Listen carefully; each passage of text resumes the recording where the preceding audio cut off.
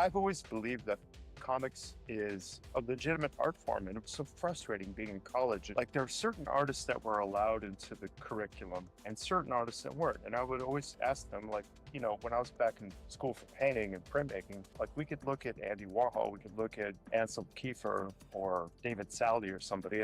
But I was like, well, what about Jack Kirby? Like, can we look at Jack? Like, no, that's comic books. And then it's like, okay, well then, is it merely money? Like, do you just want to see some money? Here's Frank Frazetta, motherfucker. You happy now? You know? But then it's like, that's not enough. There is something that's very special to comics that makes it a different art medium. You know, the French call it the ninth, right? We already have dance, poetry, literature, music, right? Go down the line. And then eventually comics is something, it's a weird hybrid of storytelling and picture making. And I think it's its own medium. It's special. It really is.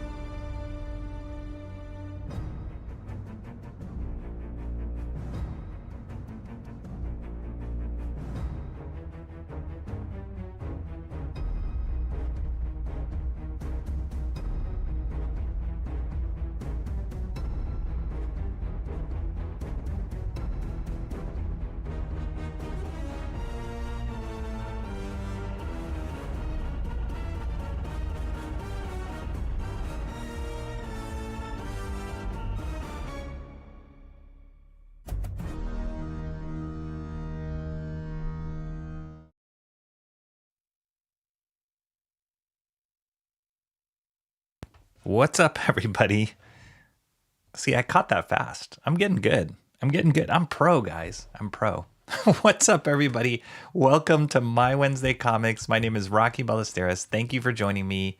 And it's a good day today. Oh my gosh, it's a jam-packed day full of comics, full of lots of comics today, actually. Way more than I was thinking was going to come in. I actually usually on early in the week, roughly mid-Tuesday, I look at what other channels or other social media networks are saying is coming out for that week. And usually I can get a gauge between like three or four different accounts that I check of what's coming out in my local store. So I had a good idea. I knew it was going to be a pretty full day of some good things to pick up, which is always really exciting. But even when I went to two different stores today, and even when I was at those stores, I found stuff that wasn't on my extended list. So I'm very excited to share that. It's going to be a long show, I think, if I can last, because we had a late night show last night. For those of you who joined me, it was my first Master Studies session of a John Byrne drawing. He did a fan fiction series called Elsewhen. John Byrne, one of the greatest comic book artists of all time, legend. And I discovered his work through his run on Uncanny X-Men. And so he did this fan fiction called Elsewhen, a series of 30 plus issues that he wrote and drew himself. And he just released it to the public on a bulletin board. And yeah, it's pretty awesome. And it's as if it's kind of picking up right after the Dark Phoenix saga. For those of you who are familiar with Uncanny X-Men and the Dark Phoenix saga, one of the greatest stories in that run. And he was a part of that. He was the main artist on that.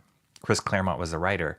Well, he said, what would happen if I wrote a different story that ended differently? And so that's what Elsewhen is all about. And it's great. It's actually really good. I've read most of it so far, but it is the subject of my latest master study, which I started yesterday. And I decided to start it yesterday because I knew that this week was going to be busy with a lot of comics coming out today. And I really wanted to get started on it because we voted on it. The chat helped me vote on it last week, I believe it was. And they helped me pick which page I was going to do. And so we got started last night, and it was really fun. A lot of you guys showed up. It was awesome having you there. We went to the wee hours of the night. Some of you still might be feeling the effects of that, I'm wondering, because it was pretty late for me. So I'm wondering for those of you guys who live not on the West Coast, on the mid to East Coast and beyond, I'm sure you might be feeling the effects a little bit. But it was awesome having you guys all there, and I definitely want to say hello to you as we start our segment called Shoot the Fat, which I like to call just a time to catch up with the chat. Shoot the fat, shoot the chat. I just love to catch up with you guys all because that's a big part of this show, as we are 580 subscribers, guys, which is amazing. And yeah, it's just been great getting to know all of you all and just having you around for the ride to help build this channel. The two main shows being today's show, My Wednesday Comics, and the Master Study series that I'm doing. And I'm also building a few more ideas for other shows to come in the near future as we have moved this channel onwards in the direction of subscriptions and getting monetized and all that kind of stuff. One of my good buddies, L Chung 79, yesterday popped in the chat late night and dropped a 20, which was pretty crazy. I couldn't even process that, but it was super generous of him. And I was telling my son today that that stuff just kind of helps with the comics that I buy on Wednesdays. So it is much appreciated, especially in a day like today where there was quite a few purchases made. So yeah, that 20 helped. So thank you, El Chung, wherever you are out there. Thank you so much. But just wanted to say hello to everybody in the chat. Lindsay Rose, first in chat today. Roses are red, violets are blue. Great seeing you, Lindsay. I saw you a little bit in the chat. You mentioning in the chat a little bit that you might be getting a little. Here it is. The late night was fun, but I might be too old for them here. No. Let's not do that. We're gonna have a smattering of middle of the day streams, late night streams. We're gonna appeal to everybody of all sleep arrangements. And I know for sure my friend Shanthan Jetty Art, whose trailer I showed before this stream, the Springball Terminal Monstrosity, that's his current Indiegogo campaign that you can go and back, his amazing comic that he's working on. He appeals to all time zones, as we know. Shant is a vampire, a living, breathing vampire.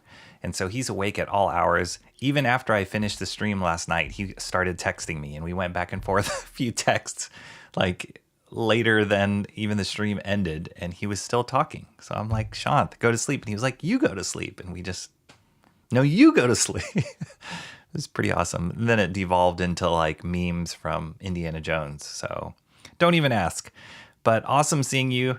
John's here. John knows how late it went. He goes, what's your name? He goes, I think we actually even outlasted you, John, last night, which is hard to do because you are up wee hours of the night. But I think John bowed out a little bit earlier than we all did. So we didn't go that much later after you left, John. I think we went, I want to say like 12:15, 12:30 my time. So what was that? What is that?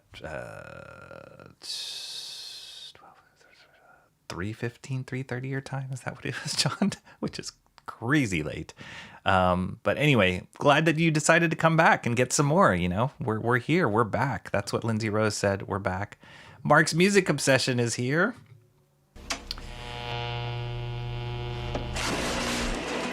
Mark, we missed you last night, and a lot of us knew that you would be probably sleeping. There was a bunch of RIP Marks going in the chat. Where is Mark? A lot of that stuff. But we figured, Mark, that you were asleep already because you like your beauty sleep. That's why you're such a handsome dude. So what in the heck, Mark? You are just crazy. Mark's music obsession dropped to $9.99. Oh my gosh, Mark. I am so thankful for that. This may be like 1.5 books, Rocky. Mark's music obsession says. I really got to get on it. I'm keeping tabs of everybody who's dropped super chats already because I'm going to retroactively, whenever I get to the chance to build a special whatever, doodad, whiz-a-magig, whatever you want to call it, to celebrate super chats on this channel. I see other people do it on their channels. Shanthan Jetty Art, he's got cheerleaders on his channels. I've seen a lot of people do really fun stuff. So I'm kind of formulating on that. But I got to get on the ball because you guys are being so generous. And I have these lame sound effects that I can do. I don't know. Just tell me what you want, Mark, and I'll drop the sound effect of your choice. How about an applause? But thank you so much for that $9.99. That is so generous of you. I really, really appreciate it. It's hard-earned money. You guys are working hard. I'm just talking a lot. And so the fact that people would put down money for me to just yap is kind of crazy, but I love it and I'm grateful for it. And for sure, once I get whatever that is set, celebrating super chats, I'm going to retroactively every single one of these that I've taken note that people have dropped. We will retroactively celebrate that because it's worth it. But I'm just behind, as you can tell. I'm too busy talking and drawing late night. But thank you, Mark. Thanks again. And let's see. Yeah, Lindsay Rose says the late night was fun, but I might be too old for them here. No, you're not. Lindsay Rose grabbing her fruit. Smash the like, peeps. Yeah, thank you so much. Timmy Mello's here. Timmy was here last night, and he's here now. The Guardians are headed to October. Awesome seeing you here, Timmy Mello. thank you so much for being here. Hopefully we'll see the museum video with the amazing Conan work. I can drop that trailer for you, Mark. I'm going to do that. After I catch up on the chat, I'm going to drop that trailer for you just for the heck of your $9.99. You're the driver right now in the chat. So thank you so much. Good day, mates. Jeffrey Beats. Long time no see Beats. 10% bogan, 50% bogan, 100% bogan.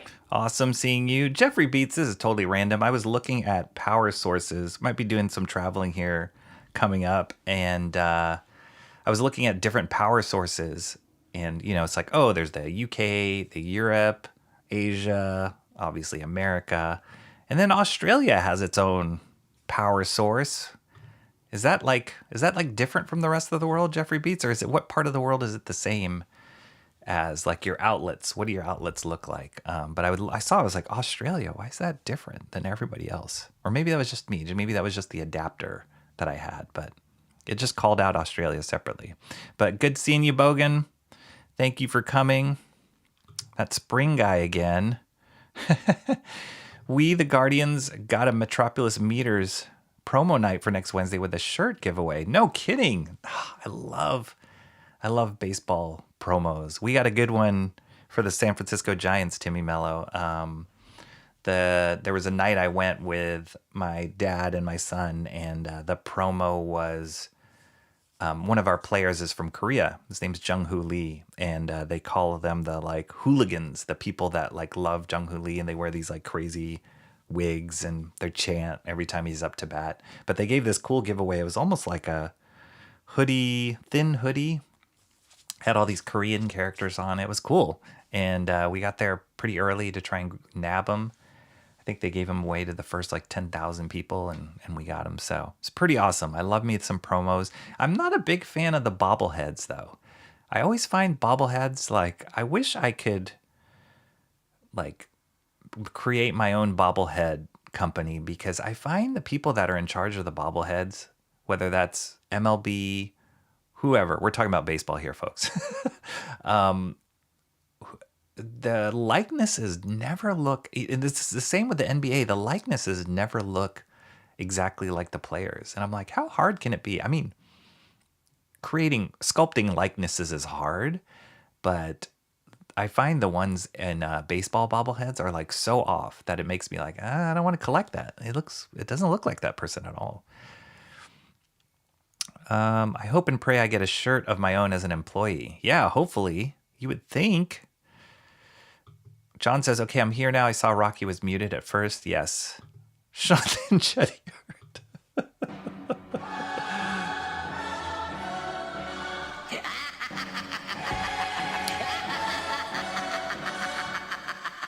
My goodness, Shant is still awake. I was just sharing that we were going back and forth, and you were probably, I just imagine Shant just like wide-eyed texting like late night after I'm like, all right, dude, see you later, good night. He's just sitting there in his room, just wide-eyed, eyes open.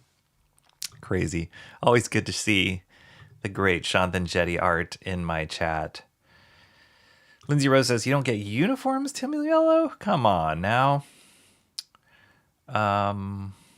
John's telling Mark, oh yeah, sorry, your Master Study vote didn't win, unfortunately. Oh yeah, I got that.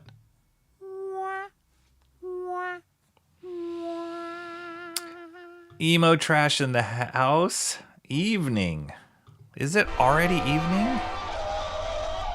At what time is it officially evening? Like, what time o'clock is officially evening? Because I find, like, I say evening, good evening to people when it's dark outside. I don't really say... I know there must be an official, like, time on the clock that it's evening. But for me, it's like, it doesn't get dark till almost, like, 8 o'clock here. And that's when it turns evening for me.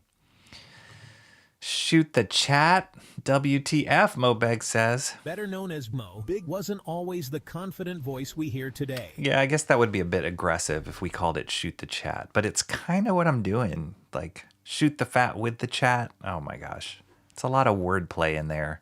It was already a messed up wordplay to come up with shoot the fat, let alone the chat.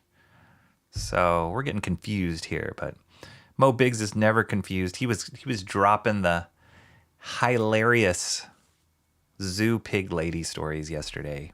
Kept us all awake. Catch up. What could possibly have happened since last night, Rocky?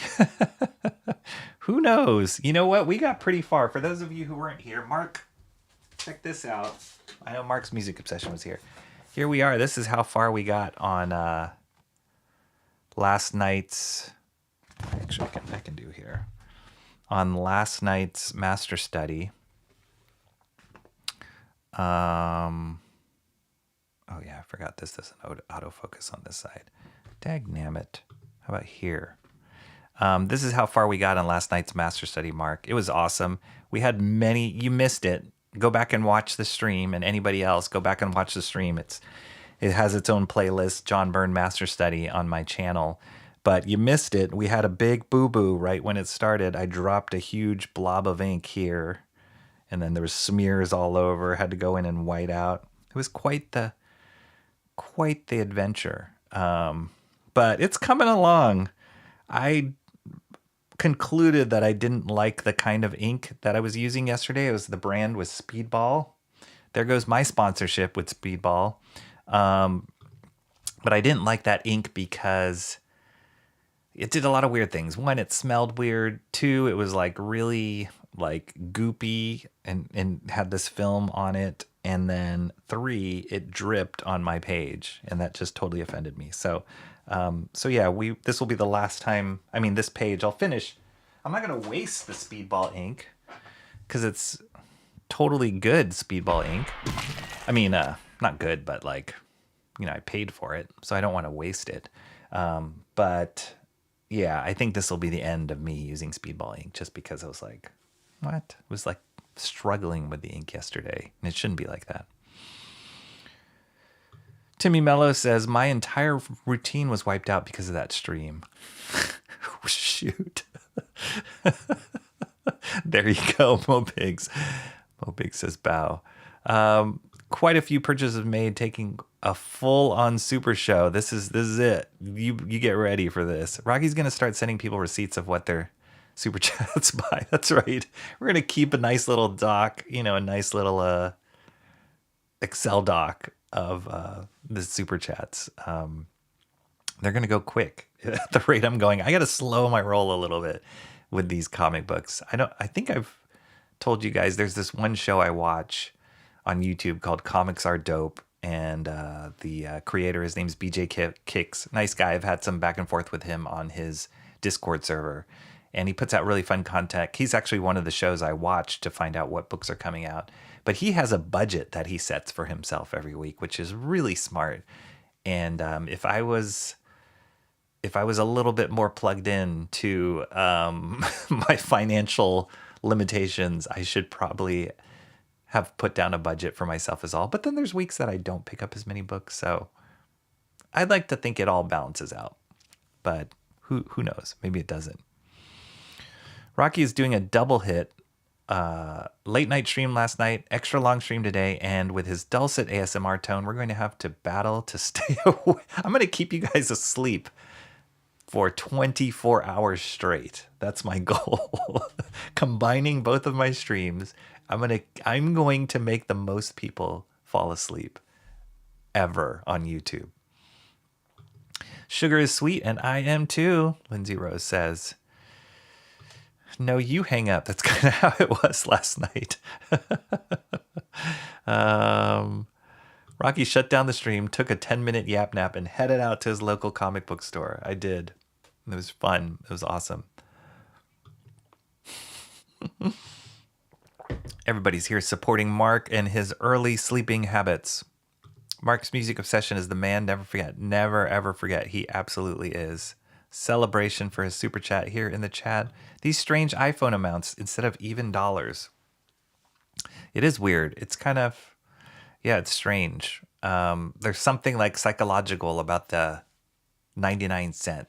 It like makes you feel like, oh, I'm getting a deal because I'm not actually spending $10. I'm spending $9.99. It's totally psychological, but whatever. We'll take it. Thank you, Mark. Every time Mike tried to dial in a 10 on his roadie phone, it entered as a 1. So he went with $9.99. That's exactly it. Yes, Mark, it's there. And I had mentioned this last night. Like, I'm at the last end of this back and forth with YouTube as far as the copyright issues that came out with using the music that I did. Such a pain in the butt. And so I had to go down in each one of those copyright issues. They didn't strike my channel, but they don't allow you to monetize and create memberships. It's like, I don't know, there's all these like hoops. And so if you have enough of these music copyright issues, they're like, they'll hold your ability to create memberships. And so that's where I was. So I had to go in and like make sure I had the right credits in the description and dispute every one. And it takes several days for each one of these claims to get resolved. And so bit by bit, I've been doing it. And we're really close now. I think I'm down to a handful left that I'm just waiting for. So yes, memberships will be coming, Mark. You'll be the first to know about it. And I appreciate you remembering that. Lindsay Rose says, now I want a rotary phone. I know rotary phones had something to do with area code preference for states.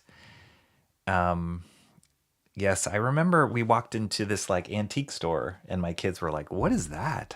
And it made me feel really old, but something satisfying. Maybe the same little like the itch that gets scratched when I'm doing master studies, like traditional art, traditional medium, is like dialing on that little rotary phone. There's something really satisfying about that feeling. But it also took a long time to dial the number, and now I can't even remember anybody's numbers. You just click on their name and it dials it. I don't even remember. I don't even know my kids' phone numbers. I know my own phone number, but that's about it. Timmy Mello says, I have 1 million bobbleheads. Yeah, but they all look kind of bad. They do. They're just bad paint jobs, bad sculpts. I don't know. I never like them. I don't know about receptacle style, but Australia does run on 50 hertz cycle frequency instead of 60 hertz like the States. Huh. Yeah. It's one of those things when you travel internationally. It's like, I have this cool little adapter that has the different pieces for all the different countries, but yeah, it always makes you wonder, like, especially with this day and age with all of our electronics, just making sure that stuff all works. I miss the clicking sound. Yeah, for sure. You're our booblehead. That's what Mr. Monkey Boy 1969 says. Monkey in French. That's it. Maybe a bobblehead. There's this one guy. Oh, there's this one artist who does like 3D sculpts. I forgot his name, but I follow him on X. And I was like, that guy should do, like, he does these amazing likenesses and they're slightly cartoony. And I'm like, that guy should be the bobblehead sculptor. Or they had that, you guys remember Disney had, I'm not good with video games. What was that line of video games? They had like Marvel, Star Wars, and then they had little figurines that had like the QR codes or the like NFC codes on them. And their figurines were awesome. Oh gosh, but they had like Marvel characters, Star Wars characters, Disney characters, and they were all like cartoonified a little bit. And they worked in the same world. Somebody drop it in the chat. You know what I'm talking about. It was awesome. Like, those people should be doing the sculpts for bobbleheads. Not, I feel like whoever is the sculptor for bobbleheads is like a 78-year-old dude with like pieces of Play-Doh like in his basement and just like molding it, and he's got like shaky hands and it just looks bad. I'm sorry. It really does. 5 o'clock is when I start saying evening. Really? Okay, so I guess it is evening for emo trash. I hope Shant isn't aging himself too quickly by not resting. Never. If it would have affected Shant, he would be dead by now. So the fact that he's still alive and still up as late as he is, like, nothing will stop that guy. Mo Big says it's 5 p.m., but I usually wait till 6. Yes. Emo Trash says evening starts at 4. I'm kind of learning that because I've been primarily raised by an old person Right? 4 o'clock? No, that's too early. That is too early. Didn't see that last tag, Lindsay. No, additional uniforms cost the team monies. Yeah. That's true. Emo doesn't love us anymore. Jammed us into random hidden tab. What? Wait till he gets to all the monkey hair of Wolvie. Yes, I'm excited about that, actually, Mr. Monkey Boy. That's like a Terry Austin signature. He drew the most detailed yet cleanly inked hair. He must be a patient guy, because oftentimes when you start drawing so many tiny details like that so carefully, usually by the end of it, you're just like, ugh, and then it just turns into like a scribbled mess, or like you just start using a lot of black to black the rest of it out into silhouette. But Terry Austin, man, it's like everything is like perfectly groomed. Chest hair, arm hair, leg hair, Wolverine's head hair. Like, I don't know how that guy did it. It's amazing. It's like a machine. So yeah, I'm channeling Terry Austin, that inker, for the John Byrne Master Study. But I feel like, just knowing myself, I'm probably not as tight as Terry Austin will be. I will never be that tight. Like, so yeah, it's not going to be quite Terry Austin, but he's my like spirit animal for that Master Study. Hey, we can no longer see Rocky's opening ink. Oopsie. Rocky's opening ink. What happened? Can't throw the speedball out with the ink wash. Nice. Oh, yes. I know what you're talking about, Timmy. Yeah, I whited it out. I corrected it. So that was a special moment for all of you guys who saw it live. Never again will we speak about that ink blot. That blot has been blotted out, has been erased from all eternity. Speedball, which dries too slowly, sounds counterintuitive, right? It didn't dry fast enough, so there was a lot of smears. And then, yeah, it was just weird. It's a weird ink. Not liking it. I've really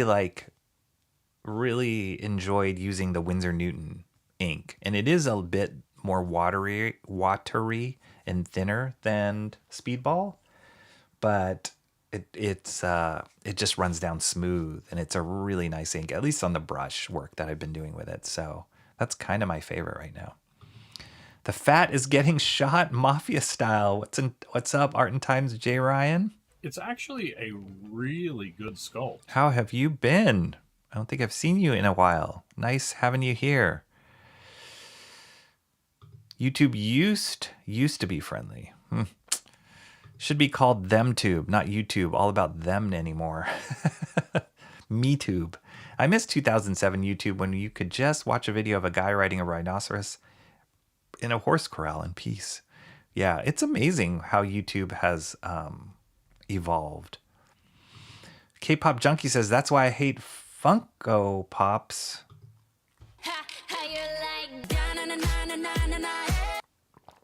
Funko Pops are a little different because they have that like base look to it, which sometimes doesn't work with certain IP.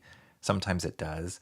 But at least it's like a simplified, almost iconic look to the things. Or are you talking about Funko Pop that's not the pop? Maybe you're talking about just their like other toy lines.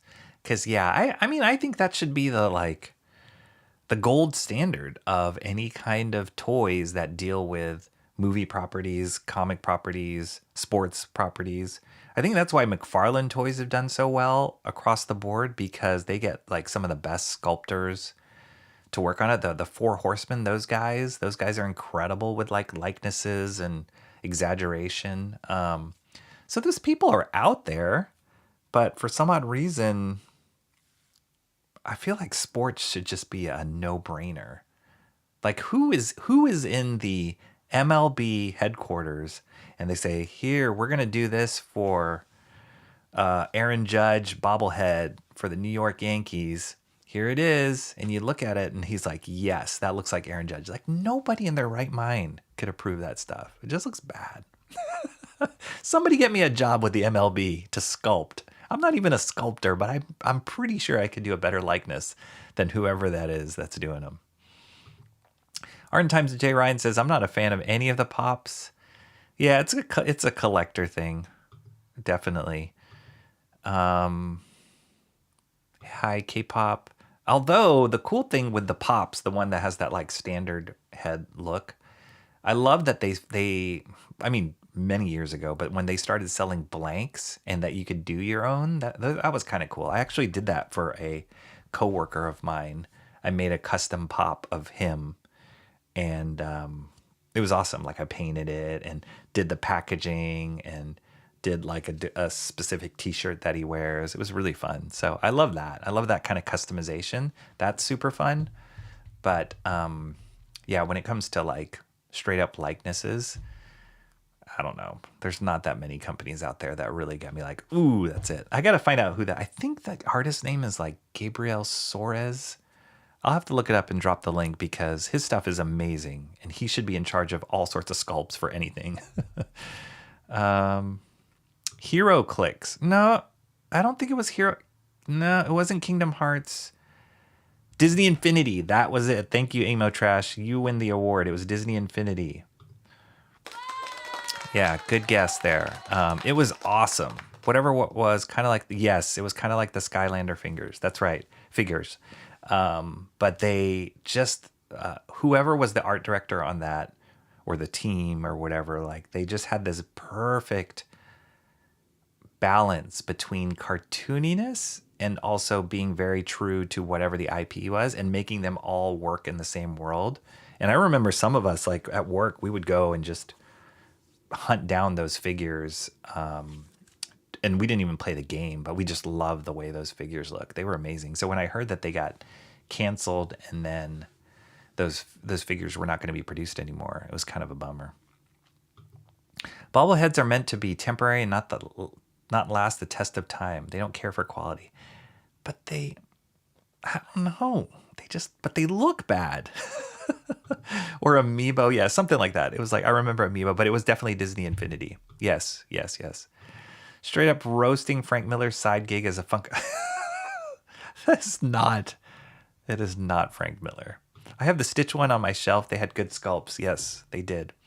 I remember having to put D-Wag through the Salem Weeb trials when I found out he owned a DBZ pop.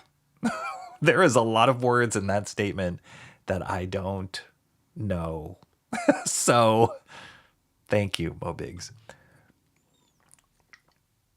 I'm compelled to share that my mom took the birdcage out the front door with a bird on her shoulder, and I'm probably just as confused as anyone else would be. Wow. Your life is like... Sometimes I imagine you, Emo Trash, you're like Ace Ventura, pet detective. Like, just animals everywhere, just dropping on your shoulders. You're just like, come to me. Come to me. If Rocky had a Discord server, you could share a pic of it. It's gonna happen. I'm definitely gonna lean into that Discord world, I think. Why does D-Wag hate you, Mo? He got it as a gift before he knew me, but that's no excuse. Okay. D-Wag should have known better. Gone like Frank Sinatra. Jay should be getting a ton of V-necks for his birthday. What? Mr. Monkey Boy 1969 says, just go to the zoo and squeeze a couple squids for your ink. No. There are no squids at my zoo, actually. I wonder if squid ink would be good ink to ink with. Huh. All of the Marvel Funko Pops are bobbleheads. Oh, okay. Yeah, I don't like the bobblehead aspect of the Funko Pops. Huh.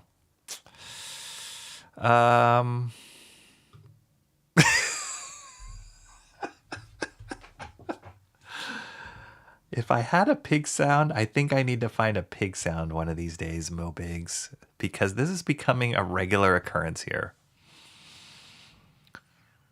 Jay, you're lying. You're 100% wearing a V-neck right now. I got inked by a squid once at a field trip to the tide pool in 2nd grade. That's embarrassing. Cranberry Langes here. Cranberry, help us. This is a cranberry full of power. We're flying off the rails here without your direction Cranberry Rangers. I'm wearing a very sexy Titanfall t-shirt. I got a package a while back that had a Marvel Pop Venom and a Funko Soda can with Santa Jack on it. It wasn't my order, but I had no way to... Oh, well. Free for me. I do like how Funko Pops, they like use them at different scales. So they have them like at keychains, or they do those really giant ones like I've seen the Galactus one, or Thanos, like really huge size. Those are fun. I love that they can scale up and down and not kind of lose what they're about. So that's fun. Darth Robert Sidious Manfred runs the show. For the MLB. That guy, I need an in. Let's make that a goal. I need an in on Manfred's like inner circle, the bobblehead circle. I need an in. I swear to you, I could art direct that better than whoever's in charge.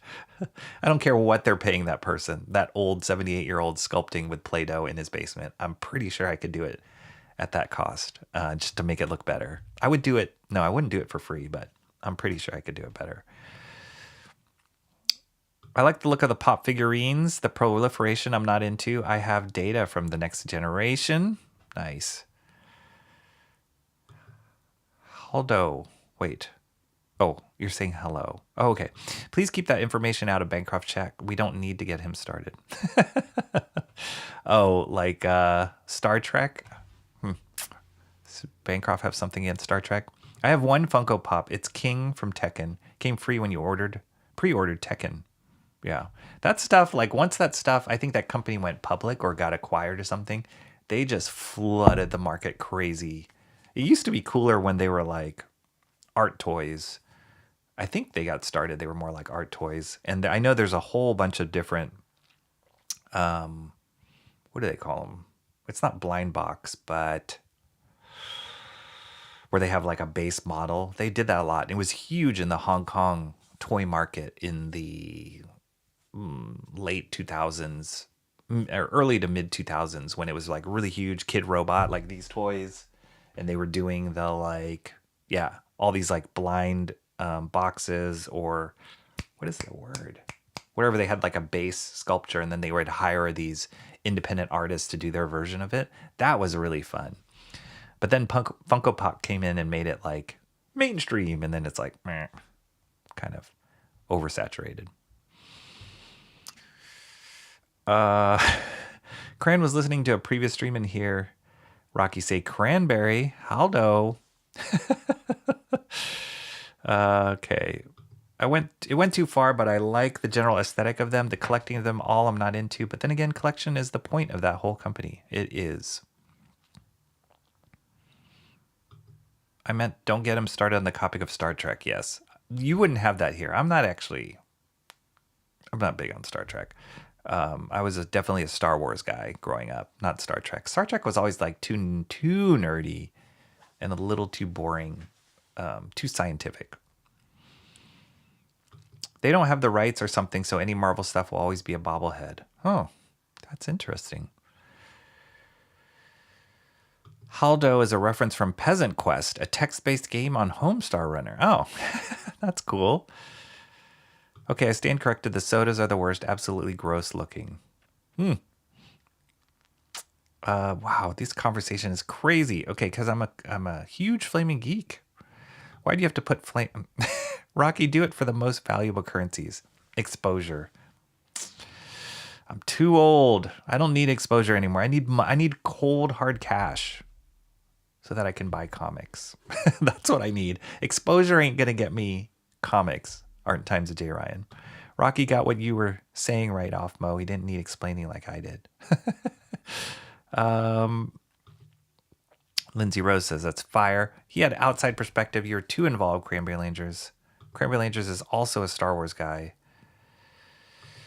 Did Rocky just say something that was too nerdy for him? What's up, Comrade Sammy? Comrade Sammy stayed up all the way last night, didn't you, Comrade Sammy? Even though she was sleepy at the very beginning of the stream, she lasted. It was awesome. I feel bad that Rocky kind of skipped over the living kite comment. That was clever. I missed it. Something, living kite. I don't know. I missed it, guys. I apologize. Okay, I'm going to take a breath. That was a long chat, and I'm gonna play this for our buddy Mark because he dropped that $9.99 super chat, and I'm doing anything for that dude. So this was the trailer that Mark was saying he wish he saw. He probably doesn't want to see it now, but I'm just going to drop it in there. It's got awesome art. Pay attention to the art on the wall. It'll give me a second to take a sip of water here. But the art on the wall is from an exhibit that they did on Filipino comics, and they're incredible. They were incredible. I know you guys have seen this trailer a million times, but check it out. It's awesome.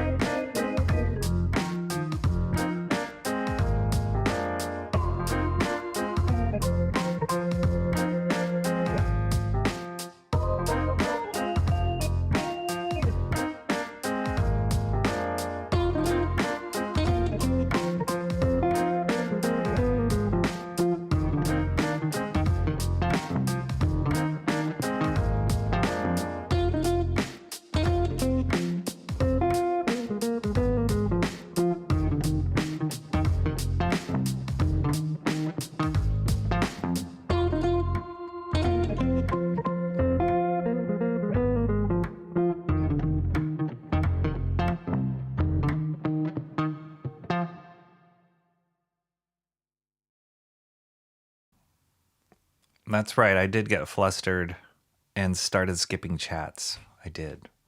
See, you guys, there'll be a day where there's like 1,000 people watching live.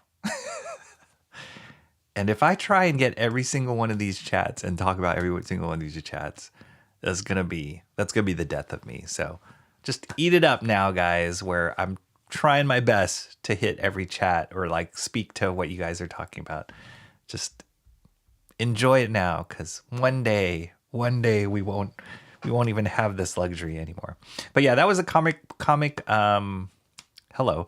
art museum. It's a beautiful museum here in San Francisco, right by the water near the marina. It's an awesome location. And they've got ongoing exhibits there, but they also have traveling exhibits that come for temporary times. And that one that when I filmed at was Filipino comics, and they also had a Dave Stevens exhibit, which was amazing. That was the big reason why I went there. So Dave Stevens is the creator and artist of The Rocketeer. So yeah, if you're ever in San Francisco, let me know and I'll take you to the Cartoon Art Museum because it's an amazing location. It's just a fun place to like really appreciate cartoon or comic art and cartoon art because they do sometimes have exhibits on animation stuff. Yeah, it's a great resource here. All right, so John says, have you done a trailer for every local comic book store in the San Francisco area? No, I haven't, John. I've actually fallen off the wagon a little bit on that. I've done for the main stores that I visit here in the city. I did want to branch out more, and I've done a few stores outside of the San Francisco proper. But there's a lot more in the East Bay. That's kind of my next target. There's probably at least 3 to 4 stores in the East Bay. Oh, more than that. But in the like Oakland, Berkeley area, there's at least 3 to 4 stores that are great stores that I would love to do a video on. One of them I talked about a couple weeks ago called Escapist Comics. That's where I went for July 4th weekend. And it's one of my favorites local nearby stores because the inventory there is incredible. So yeah, that's on my list. Don't worry, Rocky. Even when you're famous, we'll still be in the chat, keeping you humble. I believe it. I absolutely believe it. Okay. All right. Should we get to comics now? Because I'm telling you, it's a lot, you guys. There is a lot of comics here. So let's get on it. Let's move on it here. Let's get this ball rolling. That shadow there. I don't like that shadow. Okay, we're gonna softball it here. We're gonna start with some easy ones. I'm gonna at the beginning of this pile, we're going to talk about books that I've already exposed to you guys here in the channel, whether that's an ongoing series or particular book that we have mentioned before. And then we'll move into some of the newer stuff that came out, like a bunch of new stuff came out this week that is all new, like that I've never picked up before. So that'll be cool. And yeah, it just runs the whole gamut of like, there's some indie stuff in there. There's some stuff that's like non-mainstream. There's stuff that is mainstream. So let's get into it. Mark's Music Obsession says, I will take you up on that invite sometime, Rocky, to the museum. Yeah, do it, Mark. That would be amazing. That would be amazing. It would be my pleasure to meet up with you and take you to the Cartoon Art Museum. So let me know if you can make that happen. That would be incredible.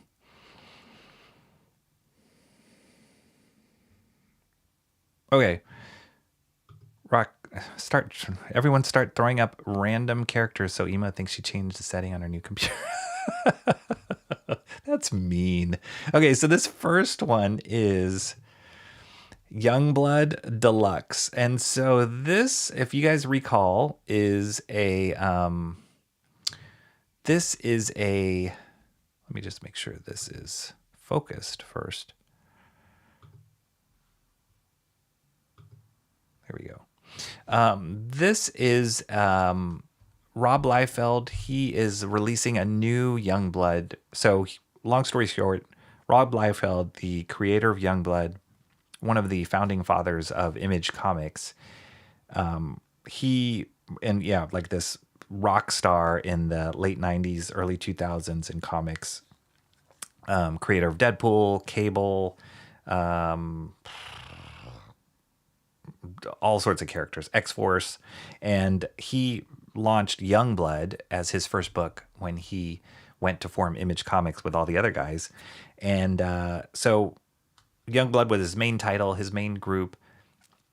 Many years down the road, he sold the rights to Youngblood to another company, and then it turned bad and sour, and then he wanted them back but couldn't get them back. So he lost the rights for Youngblood for a while, and he worked on other projects like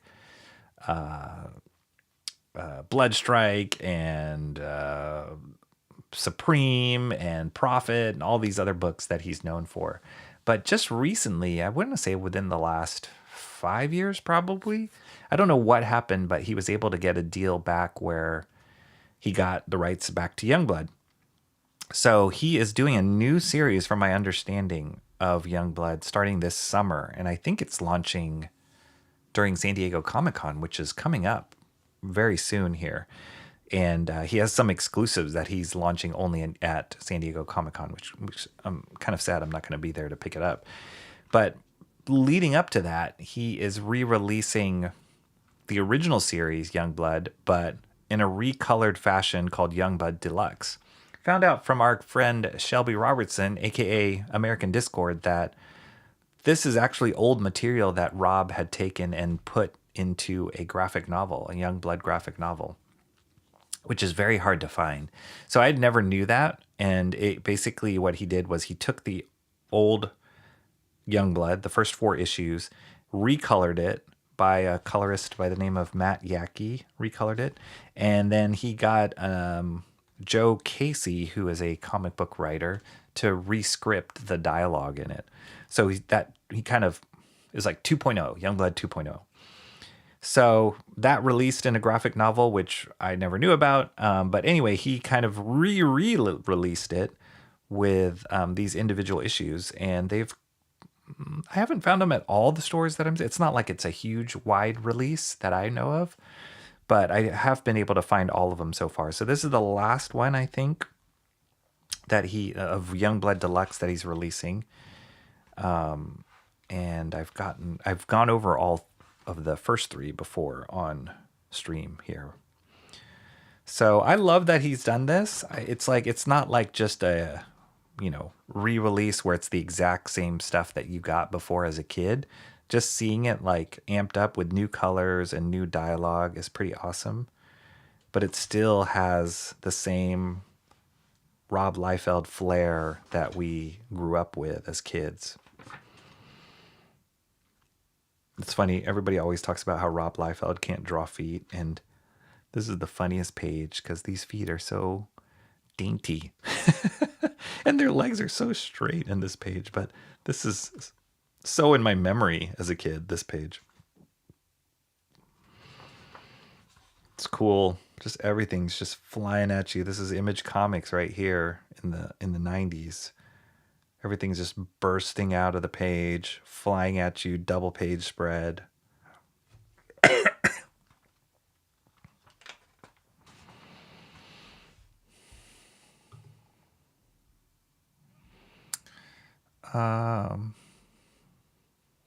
What are you guys doing? Hey, how did you do that? How did you turn that upside down? That's awesome. You guys are messing with emo trash. What is going on? This is crazy. Youngblood Director's Cut. Yeah, that could be another name for this. It's cool though. I mean, I've seen re-releases of other stuff, and both Marvel and DC have been just flooding the market with facsimile editions, re-releases. I know Image Comics has done I think they called them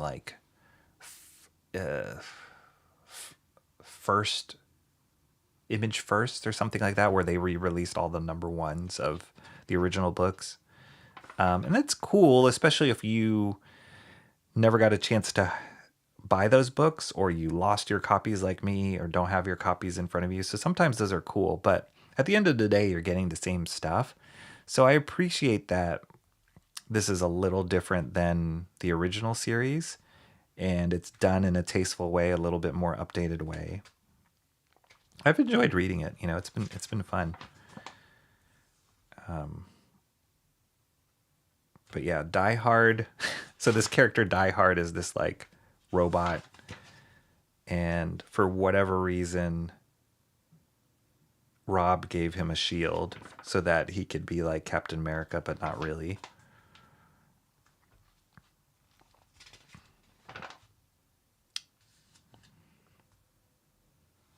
It's cool. Shaft, Prophet,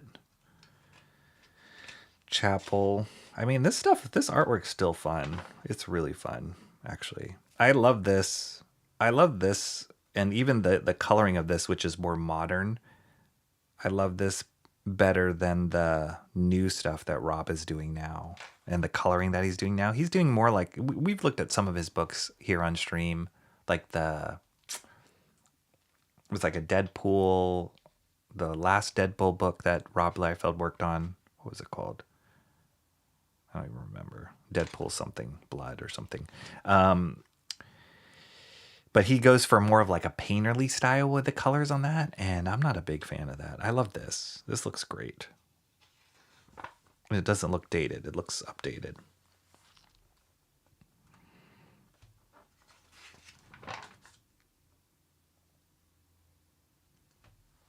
But it's funny because you still see that Rob just plays up to his strengths. Even now, the stuff that he does, like, it's kind of obvious. He barely draws any backgrounds. Kind of does the same like action shots all the time. And you look at it here where he was at the top of his game, and you're like, he still kind of did the same stuff. Just not drawing that many backgrounds, just cranking out these really cool splash page money shots.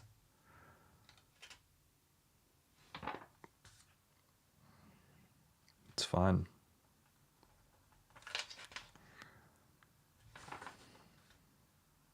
Like, no background to be seen on this entire page except here, these little rocks on the ground. He just went pure white there in the background.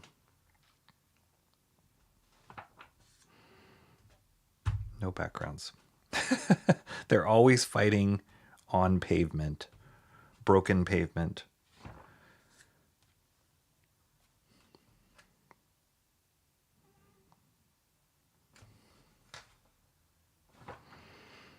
This is what I can't wait for. So this is coming soon. I don't know when they're planning on launching it, but this is like a vault edition, an artist edition of, I think, what we just looked at, or more than, we just looked at the first 4 issues. I think it's more than the first 4 issues for this artist edition.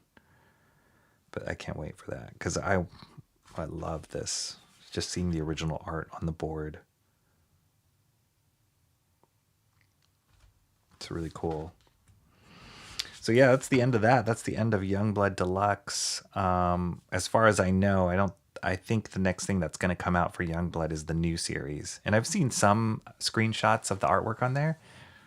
It's okay. This stuff still gets me more excited than the newer stuff that Rob is doing. But good for him for keeping it going. And I'm glad that he was able to get the rights back for Youngblood so that he can do it justice. Most of the, I should say most, not all, but most of the other renditions of Youngblood after Rob was off of it and they kind of took it in a different direction, I was not a fan of it. It needs to stay here. Like, this is Youngblood. All right, Youngblood number 4.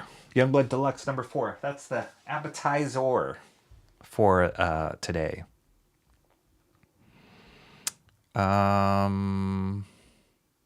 I think it looks pretty good for a redo. Me too. Yeah, I enjoy it. It's fun. People probably made fun of Rob Liefeld's feet because he couldn't draw them until Shelby came along and drew them for him. Maybe. I mean, it's just this ongoing joke, right? They even joked about it in the latest Deadpool movie. But I mean, I've seen Rob Liefeld draw feet, but he did do a lot of like hiding in smoke behind rocks kind of thing. All of Rob's characters wear a women's size 6 shoe. That's what it looked like. Even Bad Rock, who's that big rock character. Louis causing some trouble on that other side. Another not Captain America. Exactly. You don't want to see his actual Captain America. That was, yeah. I mean, I think Rob loves Captain America because he did that. He did, what was the name of the other character? Was it Fighting American? I think he did. He loves Captain America. The artist of the book Rocky is looking at, Rob Liefeld. Yes. Rob Liefeld, yes. Artist editions look great. Is he the original author of Captain America? No, he's not. Rob was just one of he did create Deadpool though. So if you know the character Deadpool, he was one of the creators on it. Cable is another pretty huge character in the X-Men world that Rob was the creator on. He did a lot, as much as people want to poo-poo on him for whatever, he has an incredible legacy, and he was one of the few creators of his time that benefited from writing in his contract that he wanted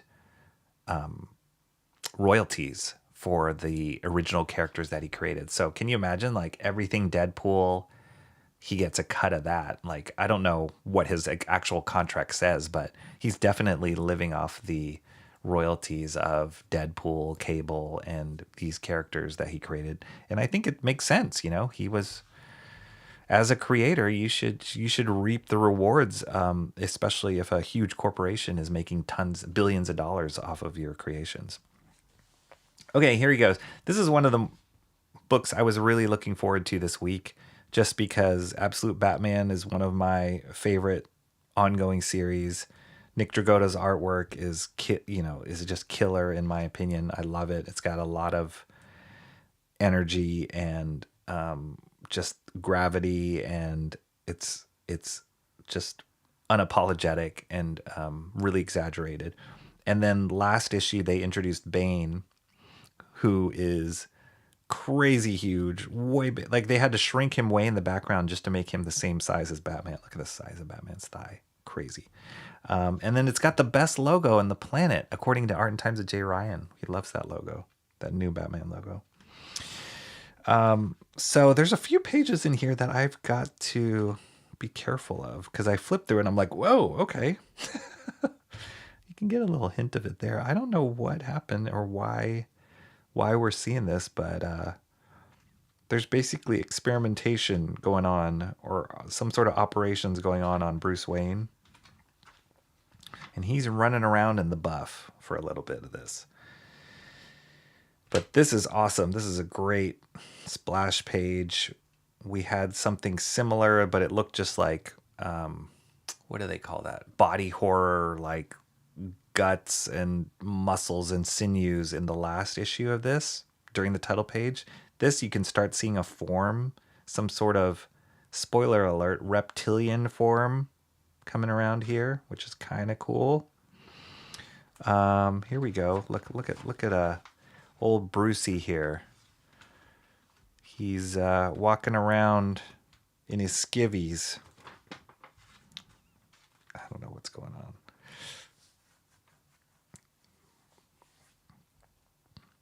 But they go through some flashbacks of Bruce with his friend Waylon, who he's going to come up later here. Yeah, there's some gross creature stuff going on in this location and in this story, which is awesome. Like creature horror. And pretty consistent with all the earlier issues of Absolute Batman. I think this is just Nick Dragotta's storytelling style. Is he loves to cram in these tiny panels. Like I've sometimes heard rule of thumb is like, you don't want to exceed 9-ish panels on a page. Otherwise they start getting too small, too hard to read. But Nick Dragotta is consistently putting in, like, how many is this? 7, 8, 9, 12 panels. I mean, it's a lot. Just crams in a lot of plot in there. But it's cool. I love it. This is awesome. Awesome stuff. Looks creepy, freaky.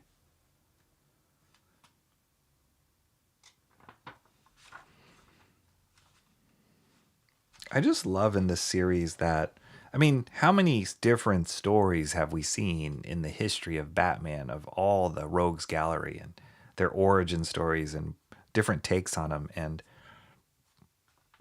what Scott Snyder and Nick Dragotta are doing on Absolute Batman is very different, very fresh. And that's why I like it so much. I enjoy it so much. Look at this. Look at that. You can't tell me that's not cool. That is cool. I would love to see that original. So cool.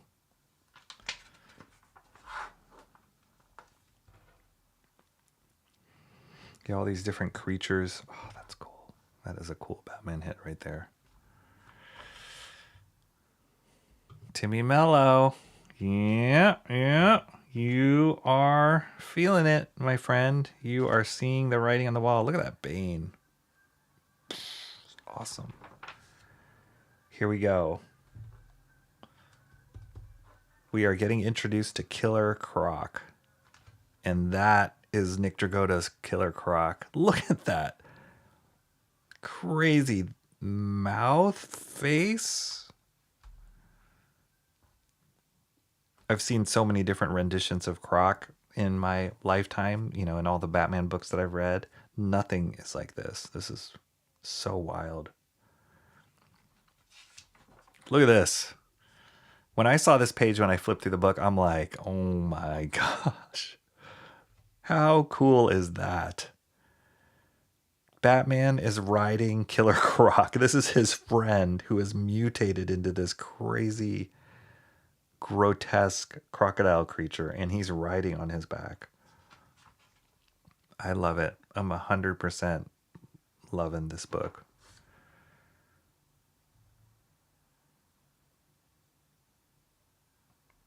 And it's cool, right? Like, oftentimes when you see people redo stories, not just in comics, but in TV shows and movies, and they'll do such a different take, you're like, well, why didn't you just do your own story? Like, why did it have to be a Star Wars story? Or why did it... Like, I feel that sometimes with all the spin-off Star Wars stuff right now. I'm like, that's great. That's a fun story, but why did it have to be a Star Wars story? You could have just made a sci-fi epic and... you know, it would have probably been better without all the baggage, but there's something about the way that they are doing it on this series. To a lesser degree on Wonder Woman, Absolute Wonder Woman and Absolute Superman. But definitely in Absolute Batman, it's like they are creating it they're doing their own take, their own spin on stuff, but it's so cool that it's attached to the Batman universe and the lore behind it. Like it, I don't know. It's just the way they're doing it is just really impressive. And check this out how he ends right here. He says, excited for the final phase? Very excited, Dr. Arkham, because now I truly get to break him. And we know what Bane has done in the past to Batman, so I don't even know what's going to happen. Like, I'm really excited to find out what's going to happen next issue. So I'm super psyched, super stoked about this, this book and the direction they're going. They just released, I don't know if it was Scott Snyder or somebody else, maybe it was Nick Dragotta, released the cover to issue 13, I believe, of the series. And it looks like Catwoman is going to start playing a bigger role in this story, which is awesome. She's just popped in here and there. She's part of Bruce Wayne's like childhood friends, but they haven't really talked about her that much. But I think she's going to get her own story really soon here. So very exciting. Absolute Batman number 10. Super cool. Go get it if you are down with the thick Batman.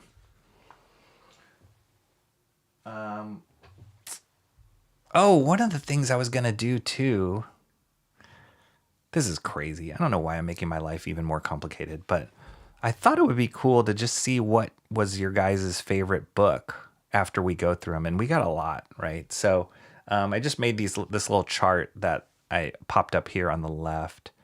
And I'll add the titles of the books I go through today, because I oftentimes I go through a lot of books, and today's going to be even more. But I would love to know which ones you guys liked the most that you've seen on this show. So yeah, let's try it out today. I don't know. I can't do a poll that is as long as, I don't know how I'm going to do it. I can't do a poll because there's too many. The polls in YouTube only allow you to have, I think, 3 or 4 things on them. And we're definitely going to have more than that, but maybe I'll just have you drop it in the chat at the end of the stream if you guys are still around, which one is your favorite book, because I just want to know. It would be cool to see which books resonated with people. So we just looked at Youngblood Deluxe number 4, and now Absolute Batman number 10. But we got a lot to go. Okay, so that's what we got so far. What are you guys all saying here? Whoa. Rob Liefeld, okay, here we go. Cable is huge. I don't really bag on him. He's incredibly successful. Yeah. I still don't get what some people hate, why some people hate, or what some people hate Cable. Yeah, I don't know. He was a cool character, and I think also it's because it's hard to create something new in existing IP universes. It's hard to create something new, like a new character, and have it stick in this day and age. I feel like in previous times, they would get a lot of time to have the characters develop and a lot of stories to be in, like Cable, for example. Like, he has a lot of history that played out over multiple issues in multiple books, and was able to kind of build his story for you to attach to. Well, a lot of the characters now these days, it's like they come in and people are like, nope, and then that's it, they're out, you know. Or there's characters that I feel like they keep shoehorning into different stories. I'll give this as an example, like Kamala Khan, that Miss Marvel character. I have never, ever really attached to her, but I just feel like she's showing up in every single Marvel book, and without me ever attaching to her. And so now it's just like she's kind of playing in the sandbox with my friends, and I'm like, who is this girl? Why does she keep showing up? I don't like this girl. Who invited her? So yeah, it's really weird. It's a different. I don't know why I'm definitely not the demographic for Kamala Khan, but I do feel like Cable had his chance, like, to build, and they did a slow burn. It wasn't like there were so many different reveals and plot twists that were tied to Cable that it just made him a really interesting character. And even without those plot twists, he was pretty interesting already. Who is not the possessive who? Have your queen nerd taxes not been paid as of late? Yeah. I knew that his name has been floating around, man after my heart, forgetting his. Oh, did Mo Biggs just drop that link? I can imagine which one is this? I know this. I know which Captain America image this is. Yep, that's the one. Let's see if I can share this here. And zoom to app windows. Yep. Well, why isn't that showing now? Oh well, we'll just show it. This is the one that Mo Biggs shared. This is the one that people love to make fun of Rob Liefeld, because that chest is impossible to exist. I've seen so many funny posts about this image and this chest.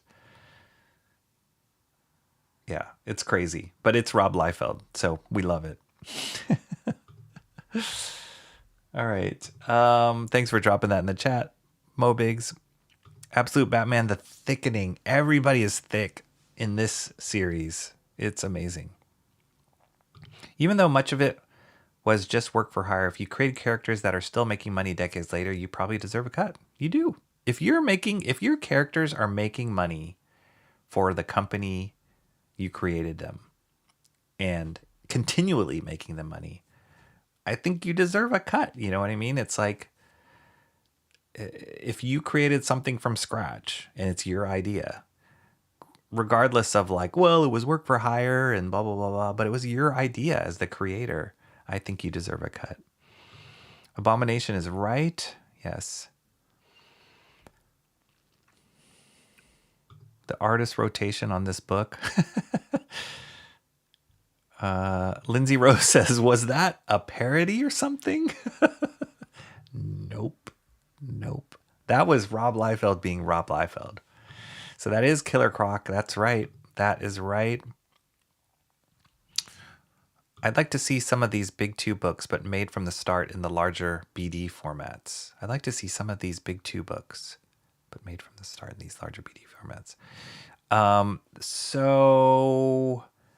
I know. So you guys saw my Wednesday comics. They did they called it the Work in Progress edition of Superman, All-Star Superman #1, they are doing a work in progress for Absolute Batman #1.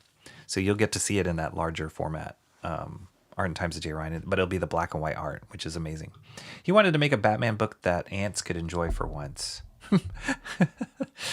Mama said Killer Croc is so ornery because he got all them teeth and no toothbrush.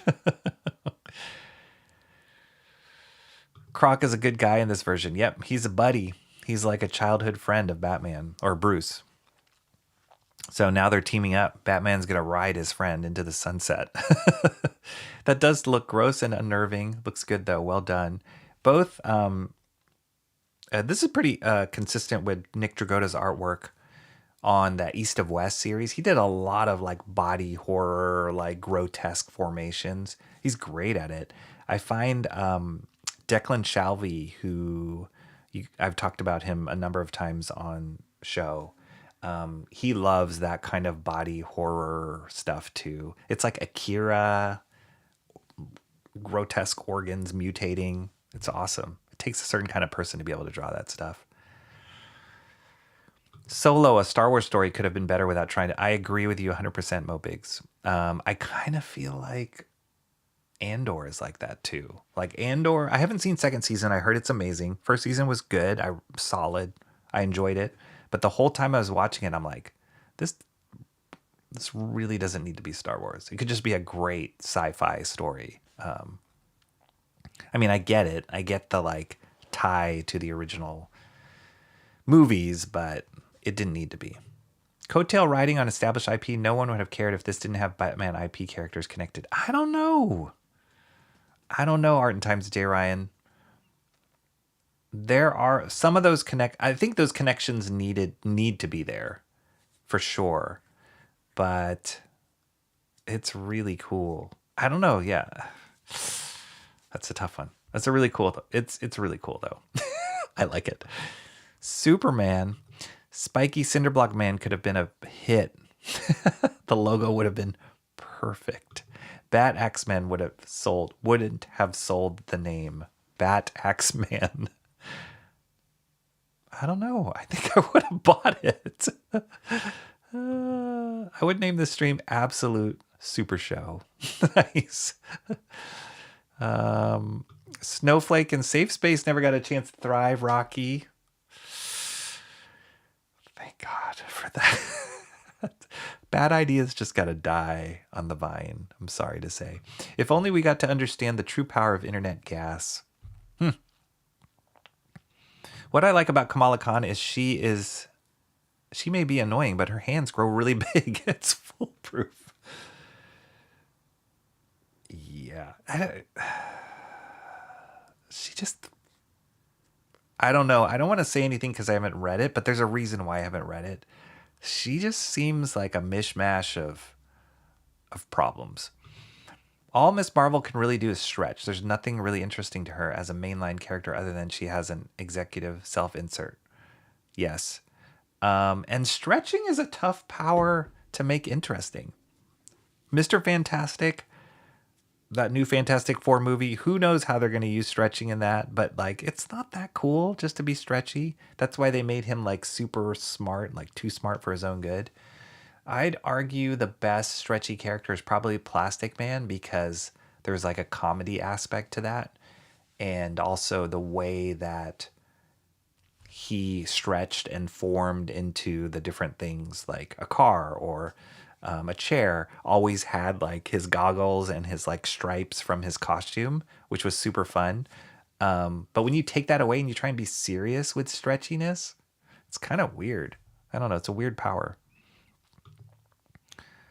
Liefeld took that image from an Arnold pose. Did he really? But he like jacked it up, right? I didn't even know that. Might have made sense if he was drawing Hulk instead of Cap. I don't know. I've seen Liefeld draw Hulk. Doesn't totally look right. Robin got replaced. That type of horror is hard to draw. It is very much hard to draw. Okay, let's go for more of a standard Batman, a tried and true Batman. Batman and Robin, year 1, number 9. I am not 100% sure how many issues this is. I always waffle on this. I think it's 10. Should I look this up? I should look this up. I need to be more informed.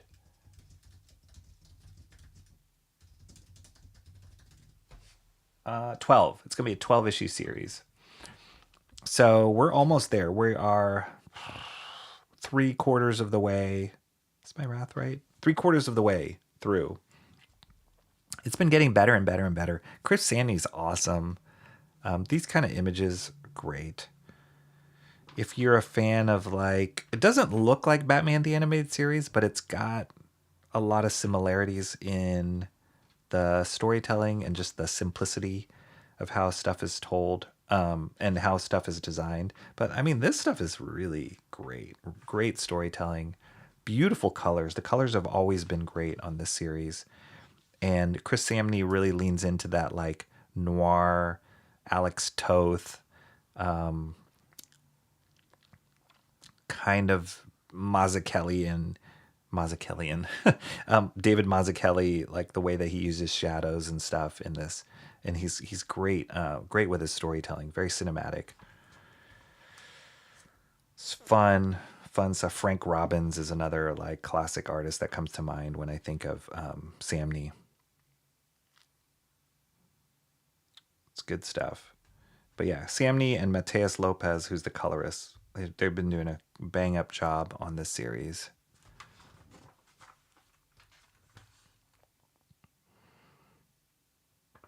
Beautiful, beautiful ink work.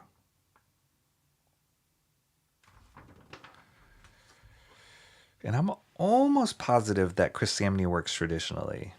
I want to say 90% positive that he does. I know he does a lot of commissions traditionally. I have one of them, of his Batman. And he posts a lot of stuff on Instagram where he's like doing like a sketch a day kind of thing. And yeah, just beautiful, beautiful traditional ink work. Love his Batman.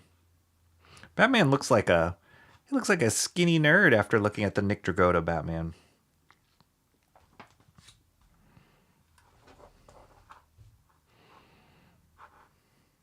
So yeah, I just love the way the colors convey a mood in a exaggerated way. Like this kind of stuff is great. The skin tones matching the lighting just gives it, just totally like gives it like an emotional moment.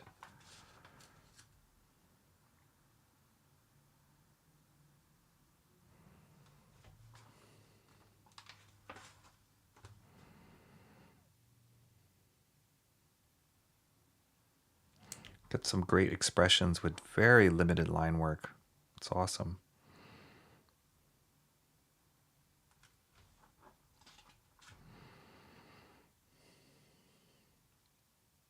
I love this kind of stuff. This is great. It's like when you think about storytelling, we're always like, oh, an action scene or a character talking scene or whatever. But when artists do stuff like this, Mike Mignola is a master at this, where he will like do cutaway shots that don't necessarily have anything to do with what's happening in the moment, but it just gives you a second to like breathe as a reader. And like, you know, when you look at this, you can like hear the bats flapping in the distance. You can smell the coffee or the tea, like, and the clink of the cup. You can, you know, hear the car driving into the Batcave, the footsteps, like that kind of stuff is awesome without writing flap, flap, flap, flap, flap, squee, you know, vroom, like any of that. Like just seeing it visually, it's really beautiful. And it's a great, like, just kind of sets the tone.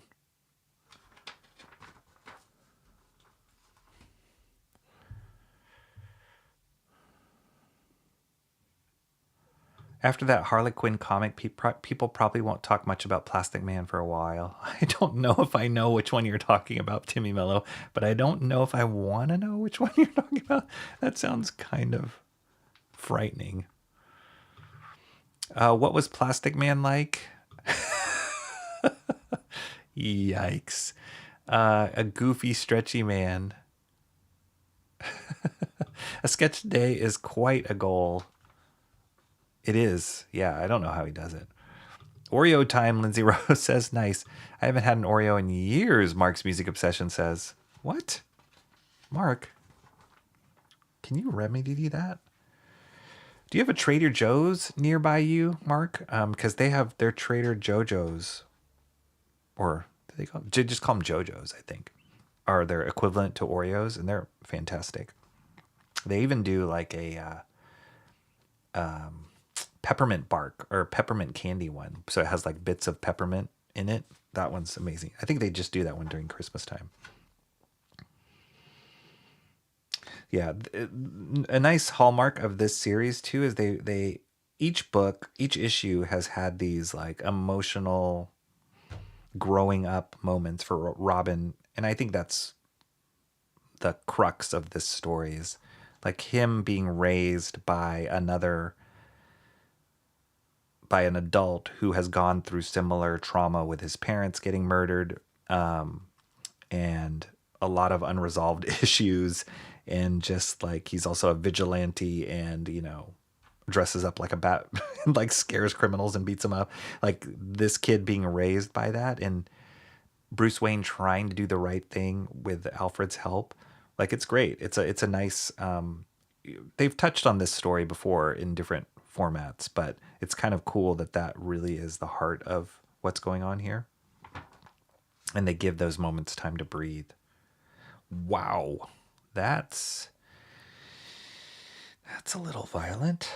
Ooh, scary. Oh, is this Clayface? Yes. I knew it.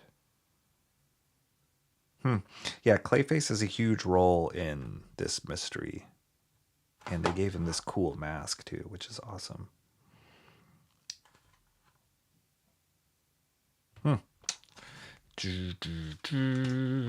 That's messed up. Cool. Oh yeah, that's the guy that played Mr. Terrific. Just all pushing Superman movie like crazy. Did you guys see they just released a poster for the upcoming Supergirl movie? Is it a movie or a TV series? But it's pretty cool. She's like, well, I don't want to reveal much, but just if you want to know about that movie, just look up Supergirl poster. And I think they just released that today. If I explain it, it's going to give away some bits that happened in the Superman movie, and I don't want to do that for those of you who haven't seen it yet, but it looks cool. So there you go. Batman Year 1, issue 9. I'm going to add that to the list here. Year 1, number 9. Okay. We're still throwing softballs here, people. Oh my gosh. We got so many books. Here we go. Redcoat. Emo Trash, are you still here? This is one of Emo Trash's favorites. I'm just going to say, I don't know if it's one of her favorites, but she has expressed interest on this one. And I did flip through this one just earlier today when I picked it up, and the ending on this is pretty cool. So here we go. If you recall, Simon Pure, who is Redcoat, crossed paths with this new guy, this time traveler called the Northerner. And the Northerner definitely doesn't come from this time period, because there's clues like he was walking around with two guns that did not look very of the time. They looked more modern. They have like a Snickers bar here. So yeah, they're giving a lot of clues that he's not really from this time. But he traveled back in time to meet up with Redcoat to try and change history and warn him of things that are about to happen.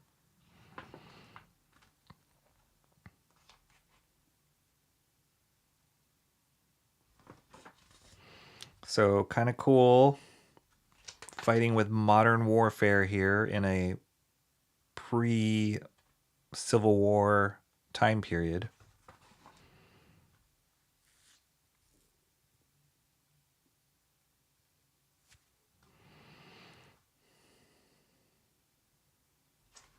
They're just they have different motivations. So it's nice to see they got to work together, but they also like they're not necessarily on the same page. And I think I haven't read this yet, but I think that's what a lot of this banter is, going back and forth. And it seems like there's been a few stories here in Redcoat. So we're at issue 13, right? That's quite a long run so far.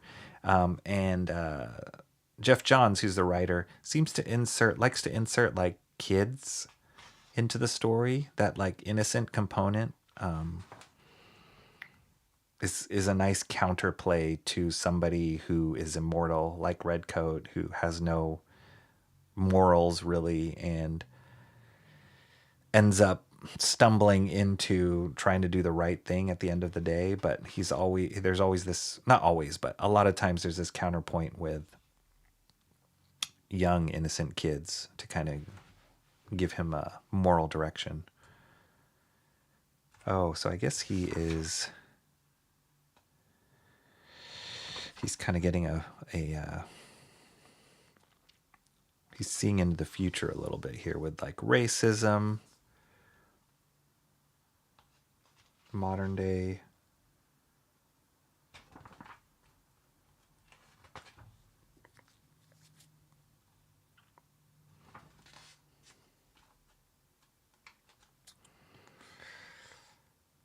Just jam-packed. Okay, here we go. This was kind of the big thing that happened at the end that I noticed. Spoiler alert. Don't want to be spoiled. Don't look right now. But Northerner gets swept back. I don't know what happens, but he gets transported back. Taken away.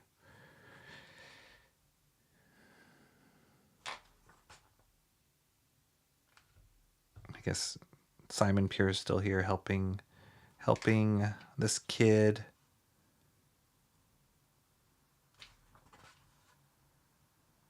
It's great. What a great image. Great double page image. I guess he's going to fight in the Civil War for the North at this point. But the epilogue, this was the kind of cool part, is we see the teleportation. Northerner comes flying in, lands on the ground. And then who does he run into? What the heck? Crossover time, everybody. Check it out. Also in the Ghost Machine universe, Geiger. Northerner just crosses into Geiger. So now they're starting this crossover. Kind of cool. Love it. It's like they have these cool worlds, and all written by Jeff Johns. They haven't hinted that they were connected that much, and it's awesome to see them kind of pull them into each other now. So yeah, now it says follow the Northerner next in Geiger number 20, and then come back for Redcoat number 14. Prelude to the First Ghosts, which is another title that they've been throwing out there. I think it has something to do with the White House. So it's cool. I mean, to base a story off of some of the themes that they're picking for this is a tall order. But I think that Jeff Johns and Brian Hitch execute it at such a high level. It's been fun. It's been a fun ride, and I keep picking it up, so it just stays interesting. And now they're branching out with like the Northerner, and I don't know what idea how or what Northerner's going to do in the Geiger's world, because Geiger is so far in the future. So it'll be really interesting to see what they're going to do to tie these stories together. But that was a cool reveal here. I always love showing this double page cover that Redcoat does, or Brian Hitch does on Redcoat. Every single issue, every single cover has been a double pager like this. And it's awesome.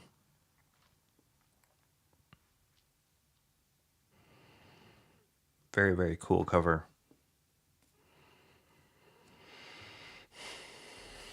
There you go, Redcoat 13. No Trader Joe's in my area. Mark's Music Sessions says, bummer. You know what is all the rage now? Sell-worthy sketch or work sketch? Are we talking about Chris Samney? They're sell-worthy. Like he'll do a sketch a day. I think he does it in October. It's like Inktober. I don't know if you've seen people do that. And he'll do a sketch a day. And then at the end of the month, he'll compile them and then sell them all either on eBay or on his, or maybe it's on his own website. I've showed this before on stream. But this was one of the sketches that he did that I have of Batman. Pretty cool. This was before he was drawing that book, Batman. But it's a great sketch, and it's awesome to see it up close. And the ink work, the dry brush work, he's great. So good.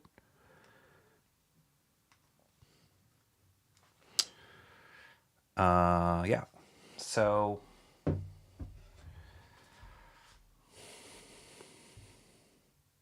Mark, I would send you one if it was worth it.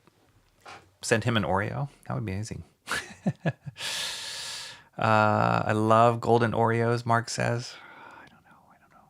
I don't know if I can get on board with that. I'm too much of a purist. I like good father stories. Sadly, all that sugar means no. Yes. Her hand is bloody. I think I know what arc they're going for with Supergirl, and it could be pretty wild, Timmy Mello says.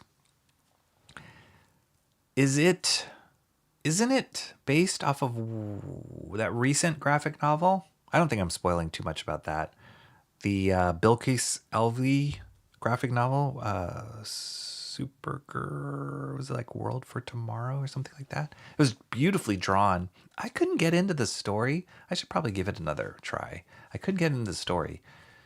I think I want to say it was Tom King was the writer on that. But I heard some rumor that they were referencing that, which I think is pretty dark for Supergirl.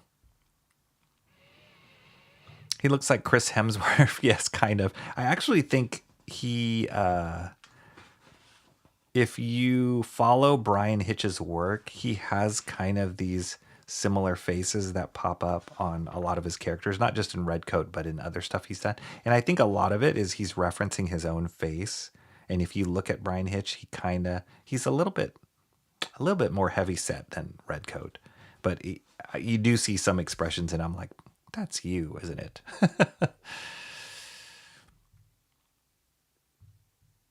Why not draw a handsome face? Lindsay Rose says. Wow, she doesn't like Chris Hemsworth? Don't think that guy's handsome? He's pretty handsome, right? Double stuffed Oreos, not Chris Hemsworth. Double stuffed. Got to be double stuffed, Linz. That's too much, you guys. Double stuff is too much. You got to go with the I think I'm too much of a purist in general. I don't like deviating from the original.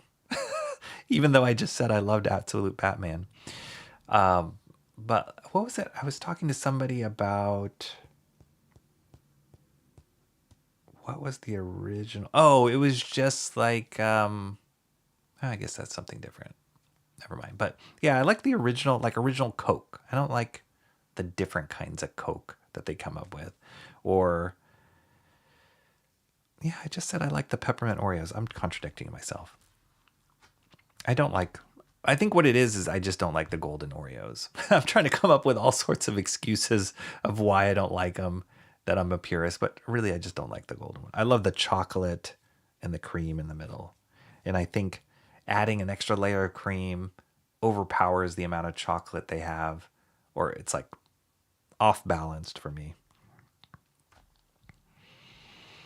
Who knew trying to buy tickets to The Who could be so stressful? Are you buying tickets to The Who? That's cool. They're coming in concert? I didn't even know The Who still performed. Lindsay Rose does think Chris Hemsworth is handsome. Oh, okay. Nice.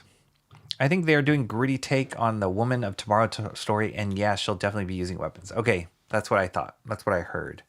And yeah, that could be cool. I loved... Is it too much to say? that she was in. No, I won't say anymore. I loved what I saw or what I'm seeing for her. I've never been really into the like, I'm just like Superman, but I'm a girl version of Supergirl, which I've read stories of. I like it when she's a totally different take on being a Kryptonian here on Earth, and her motivations are different, her purpose is different, and just her character is different. So I feel like whatever this new movie is going to be for her is going to be like that. Okay. Whew. Oh my gosh. We have so much to go. 2, 3, 4. Hang in there, guys. Hang in with me. Thank you for being here so far. Hit that like if you're still here. Okay, here we are. Invincible Universe Battle Beast number 3. I thought Battle Beast number 2 just came out like literally a week ago, but it didn't. I think I'm just behind in catching up on reading this stuff. But I think what it was is it came out a few weeks ago, probably a month ago, and I didn't get to show it on my show until a couple weeks ago. That's why it feels so recent. But they're cranking these out. Battle Beast number 3. As with the previous issues, lots of gore, lots of violence, really cool drawings. And Battle Beast just seems like an awesome character to just fight. But this character in particular, this alien dude, I think he's like developing more and more in the story. It's going to be a lot about him, if I'm to guess, as things move forward. Because Battle Beast, he's kind of one note up to this point. He's just really awesome fighter, really violent fighter, and he just kills everybody like this. Slaughters left and right. I was just looking to see if there's anything written in the blood. But this guy, this like prince guy that he saved from the first issue, there seems to be some subplot going on with him. Wow. Look at this sequence. Battle Beast is flying out in space. He just launched himself out of his spaceship, smashes his head through the cockpit window at this alien, bites his head off. Goodness gracious. And spits it out into space there.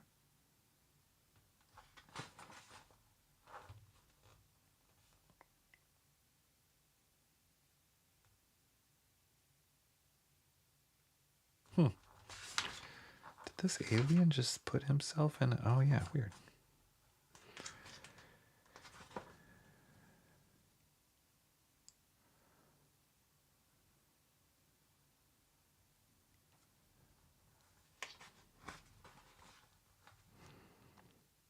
Yeah, there's something going on with this dude. That's cool. Cool dragon just tore into their ship.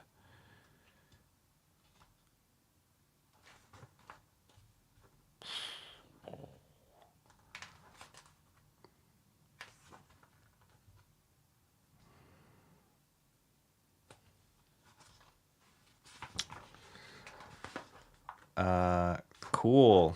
Okay, this is the preview for issue 4, which looks related to that Prince character. Something's going on. I think they landed on his native planet. This is a new series coming out in September. David Finch is doing a new book with Robert Kirkman, the writer of Battle Beasts and Invincible and Walking Dead. Looks pretty cool. Skinbreaker. I'm definitely going to pick up that first issue because I haven't seen Finch's work in a long time.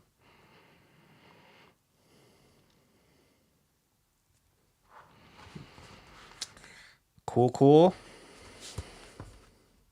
Battle Beast. The one thing that's nice too is Battle Beast, similar to the Ghost Machine books, they're printing it on this like nice matte cover stock. I was just talking with one of the guys at the store this morning. There's something really nice about the feel of these books because of this cover stock that they have on that they're using. All right. Battle Beast, number 3. We already have 5 books here. Rocky hates change. I do. I really, really do. I'm a groomsman of habit. Lindsay Rose gets why I like original Oreos. Thank you. I figure he licks the filling out and puts them back together. No, I don't do that. You gotta enjoy it, the bite, together with the amount of chocolate and the amount of cream. Have you guys heard of, speaking of like snacks and desserts or whatever, have you guys heard of Dubai chocolate? It's kind of all the rage right now on Instagram or in social media. And it's actually hard to find. Like places that I found it's been super expensive. But what it is milk chocolate. I guess it's the way they make. It came from Dubai. They take milk chocolate and then they fill it with some sort of mixture of like pistachios and like ground up pistachios and this like flaky pastry similar to like phyllo dough and like baklava, but it's all like kind of ground up and mashed into this paste, and then they fill it into this milk chocolate, and then there's these bars that you can buy. I've seen people make like homemade versions of that, which looks amazing, but then you can also buy a packaged one, but it's really hard to find. Trader Joe's, one of the stores, said they carry it, but I guess they sold out the first day they did. So I finally got to try some recently from one of my friends found some Dubai chocolate that was being sold at Costco, and he bought me a bag, and it's actually really good. Very, very good. I don't know why I brought that up. We're talking about sweets.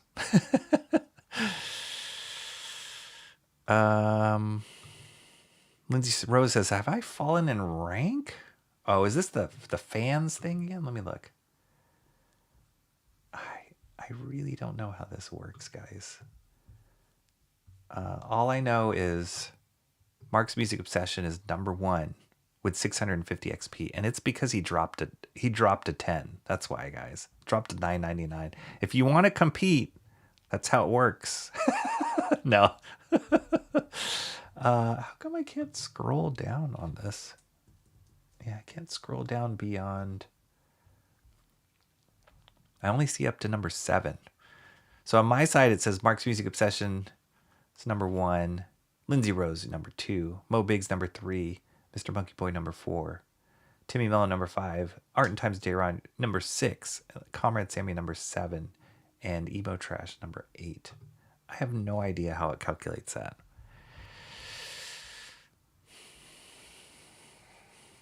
How many books will be in the list? I haven't been a big fan of change lately myself. Wait, how many books have I showed you already? 1, 2, 3, 4, 5. 10 books, Mark. We are halfway there, everyone. I told you this is going to be a lot. $15 at Walmart. Yeah, it's a lot. The Dubai chocolate. I bought my little sister some Dubai chocolate. Was it good, Mark? Where did you get it from? I didn't realize Walmart sold Dubai chocolate. Sounds delish. Purple for Bizarro. Purple for Bizarro. Oh, YouTube likes money. That's right. Okay, here we go. This is number 6. The World to Come. This is the issue 2. Joe Quesada on this, who I love Joe Quesada, and Christopher Priest is the writer. At the end of the first issue, for those of you who don't remember, they revealed that Black Panther, the new Black Panther, is actually a white dude. That made me go, what? And there he is. But I will have to say, Joe Quesada, I love Joe Quesada's art run. Like, he's an amazing artist. But dare I say, am not really digging the art style in this book. It's super stiff and very different from what I'm used to with Joe Quesada, which is surprising, really surprising. I think Joe Quesada was at his best when he had this like cartoony / realistic very dynamic style. And then in his older age, in the later stuff he worked, he got more realistic, and it wasn't bad. It was amazing actually. But this stuff, seeing how kind of stiff it is in storytelling, I've been shocked. I was like, wow, this is not exciting at all.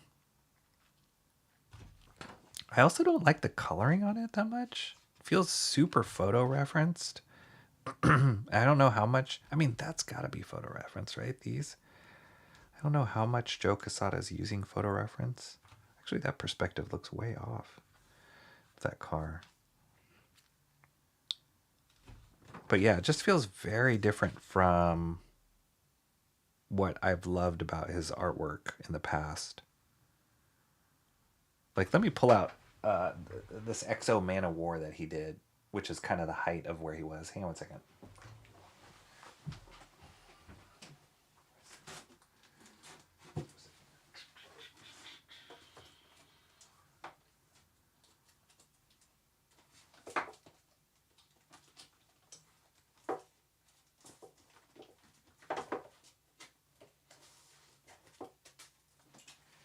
Actually, I don't even have to go. I don't even have to find the XO Man of War. Look at this.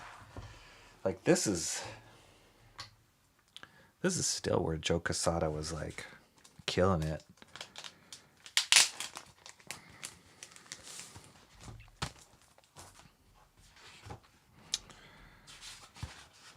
I mean, granted, well, we can go to the, like, here's the ink stuff.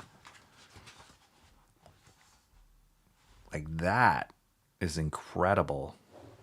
Same artist. But see how it's like super awesome shadows, but still stylized, cartoony, dynamic. That's it. It's like really dynamic. And I just feel like this has just drained all the life out of it. It's too stiff.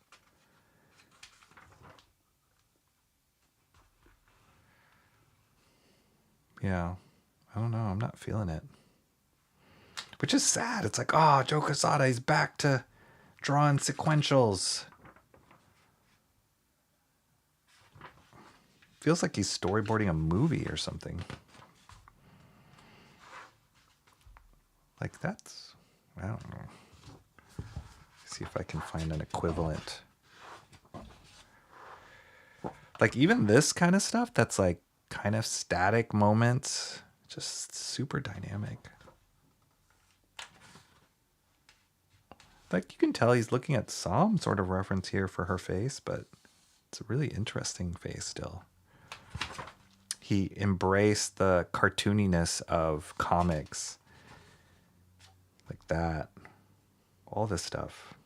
This is the Joe Quesada I loved. Oh, here we go. There's like a baby right here. The mom and... yeah. Like, look at this fight sequence. It's like, what?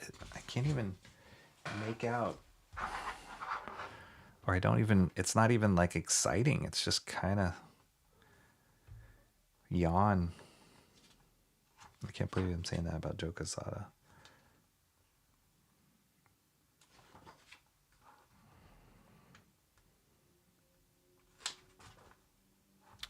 It's like... wah, wah. Yeah, I don't know. I don't know if I'm gonna keep picking this up. It is not jumping out at me.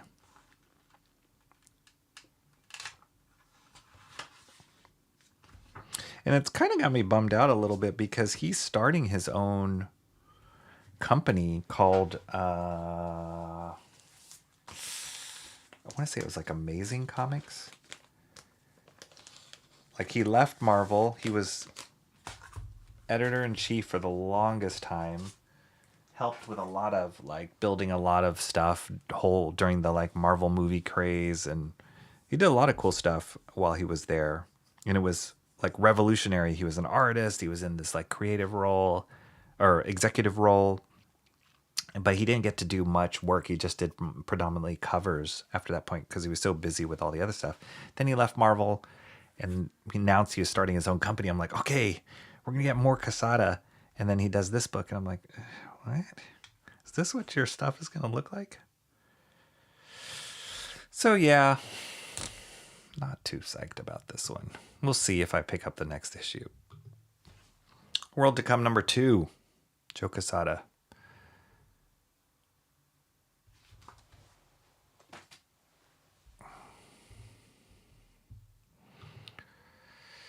Quesada, it's his pen name, short for Quesadilla. Yes, Joe Quesadilla. We'd always call him that too when I was younger. Cool name, Quesada. Quesada, yeah. No, it's not really Quesadilla. It's Quesada. Quesadillas. There we go. Love me some quesadillas. After separating Spider-Man and Mary Jane, he was ready for his greatest challenge, separating Black from Panther. I don't know. Yeah, I don't know what they're trying to do. Quesadilla sounds like a character from In Living Color. Yeah, totally.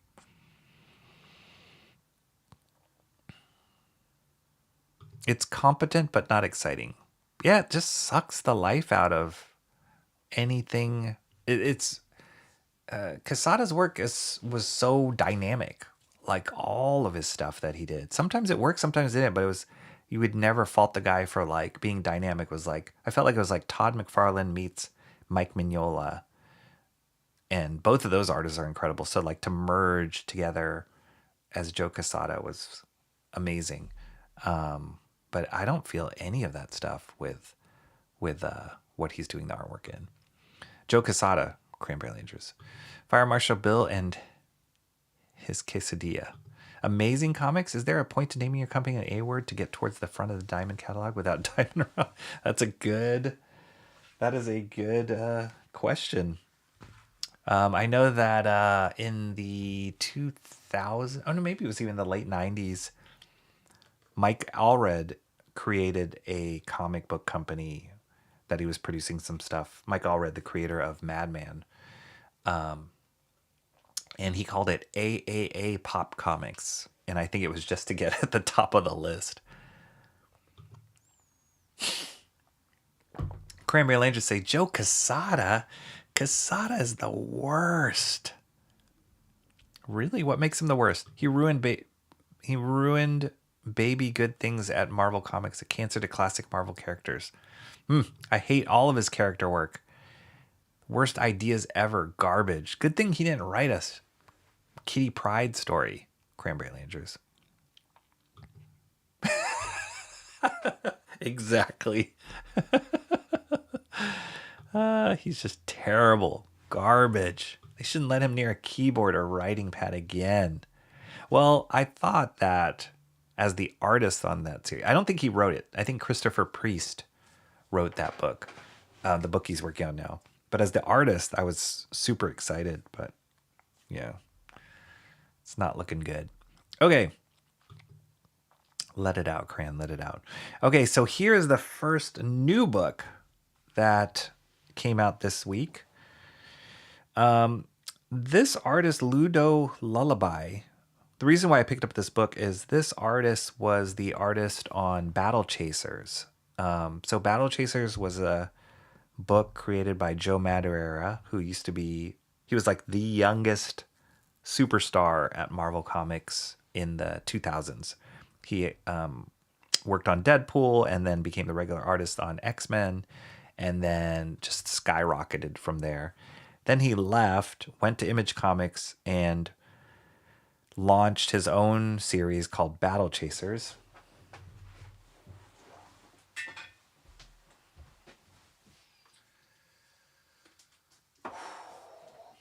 Whew, I'm winded. We got so much comics today. Gosh, hope it's not boring for you guys. This is Joe Madureira's Battle Chasers. This was awesome when it came out. When this came out, it was like him. J. Scott Campbell was doing Danger Girl, and then Humberto Ramos was doing Crimson, which was a vampire story.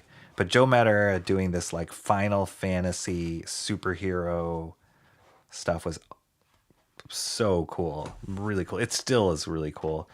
I don't know, Mo Biggs, do you like Joe Madureira's work? Because it is highly influenced. He was one of the first ones to bring that manga influence into Western superhero comics. So good. So good. I think I mentioned one of the past streams. Mark Miller did an interview with him. I highly encourage you guys to watch it. Mark Miller has his own YouTube channel. He interviews Joe Madureira. And Joe Madureira has been working in games now for decades. He left comics and has worked in games. So recently, maybe 2 years ago or whatever, he launched another Battle Chasers, but he didn't do the art in it because, as he explained on this podcast, he didn't have the time, but he hired this guy, Lullaby, who I think is an Italian artist, to draw at Battle Chasers. Now, I didn't pick it up, to be honest, because when I think Battle Chasers, I think Joe Madureira, and he's the only artist who I think is good enough to draw his own ideas. So I did not pick... I flipped through it, but I didn't end up picking up the new Battle Chaser series. But after that, they announced that Lullaby was going to be working on his own series. This one, Ghost Pepper. So for this one, I was like, okay, I'll give it a shot because this is his own creation. And, you know, he's a great artist. Apparently he works in games as well. That's how they met. So he's a great artist, but I just wanted to see him drawing something different than Battle Chasers. Although, arguably, this girl looks like she could be in Battle Chasers because I think it kind of has a similar vibe as Battle Chasers. So here it is. It's called Ghost Pepper, and this is issue 1. So it's going to give it a go for the first issue.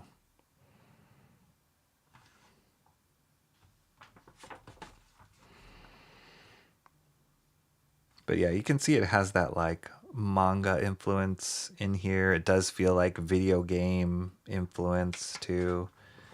But it's nice. It's like sci-fi, fantasy, apocalyptic world.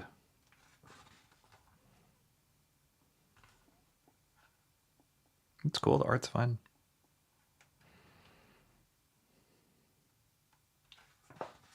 I don't know how he is as a writer, so I'll be curious to like see what the story is here.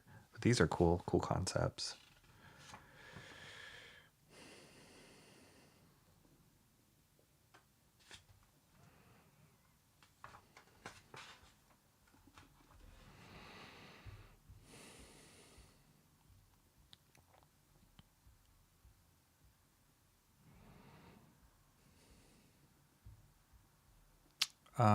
Okay, let's see. Going back here, you can only fix Kitty Pryde. A good and moral editor about a decade ago would have kept those guys and their politics in line. It's a good point. Quesadilla, hot pepper. Projection, are you implying that Cranberry is the one with terrible ideas? Loving that Ghost Pepper cover is what I would be saying on opposite day. Dang! Mo Biggs. I mean, it's not that great of a cover, to be honest. In all fairness, it's not that great of a cover. I'm assuming you're not liking the interiors then, Mo Biggs. Because it does have an anime feel. It does feel Euro, too. It's got this Euro... There's a certain amount of artists in Europe who also have manga influence. And it's like this Franco... Japanese style, I would say. I've seen that a lot. And this kind of falls in that category. Even the colors feel very Euro to me. Something about that orange I've seen in a lot of European books.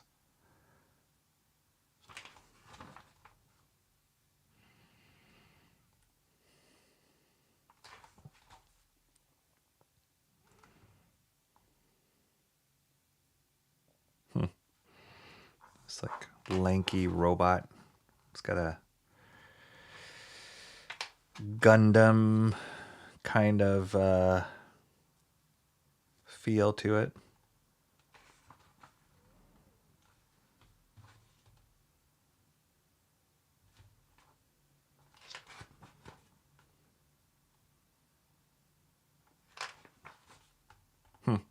There's definitely a lot of world building going on here. That's cool. Cybernetic characters.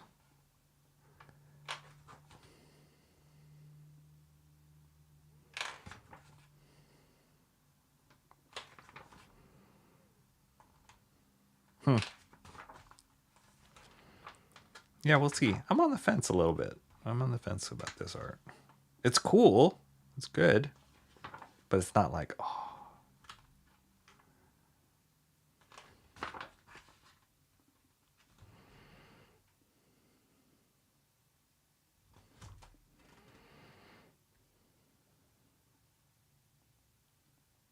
Oh, he's French. Ludo Lullaby is French.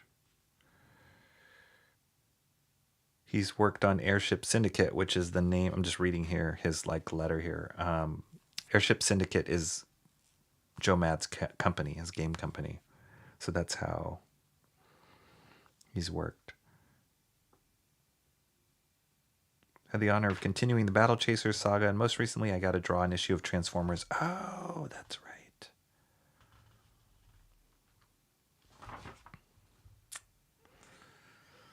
They had this Joe Mad cover. I didn't see that one in the stands. It's kind of cool. All right. Well, we'll see. We'll see. We'll give it a little roll. We'll give it a read and see. Yeah,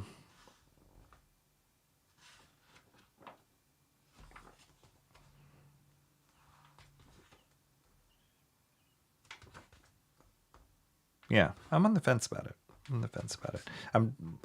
It has all the like similar fixings of any kind of manga influenced thing. Even the character types, the expressions, these creature designs or robot designs or whatever. So there's a lot of similarities in that. So I hope that the story brings something new to it.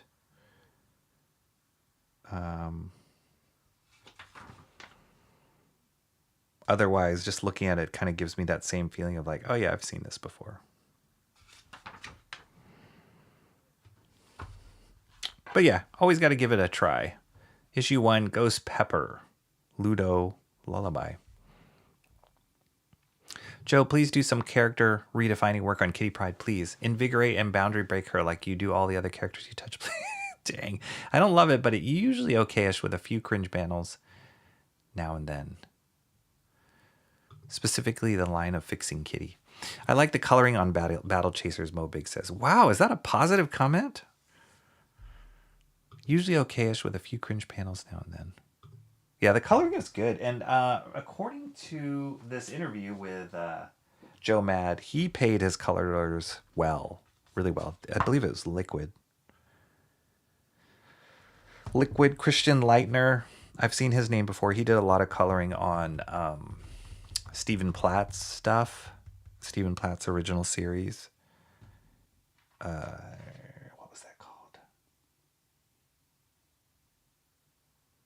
Stephen Platt worked on Prophet, and then, gosh, what was that series called? I forgot. But yeah, so yeah, he paid his color, and you could tell they spent a lot of time on the colors on this. I love Joe Mad's work. It was cool. It definitely had that anime influence, but he injected a lot of Western superhero comics into it. His earlier stuff, I wasn't that big a fan of it, but once he hit Battle Chasers, I was like, oh my gosh, this guy's amazing. Great colors. Even to this day, these colors are great.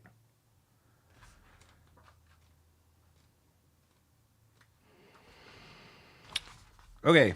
I mean, the colors in this are better than this. Okay, Ghost Pepper number 1. 3 more books. We moved on, Kron. Ludo is fantastic. Michael Bancroft, what is up? That's not a knife. That's a knife. Michael Bancroft, can you balance out the Mobig's hate? Is it possible? Can you carry that mantle of balancing out the Mobig's hate in the chat for manga? Hail Mobig's, hail Michael. I feel this like kind of this like good, the bad, and the ugly, the like Ennio Morricone moment. Hey Mobig's, hey Michael Bancroft. I'm about to compliment manga. Oh, you are? Okay, I'm about to shoot it down. How you doing? Art looks great. Cranberry Landers likes it. Whoa, we just He brightened up a little bit. Hi, Rocky in 25 minutes. What's up? Michael Bancroft in 40. Probably only 18 minutes too far. To be fair, Bancroft felt an irresistible draw to the stream a few minutes ago when Rocky mentioned White Black Panther.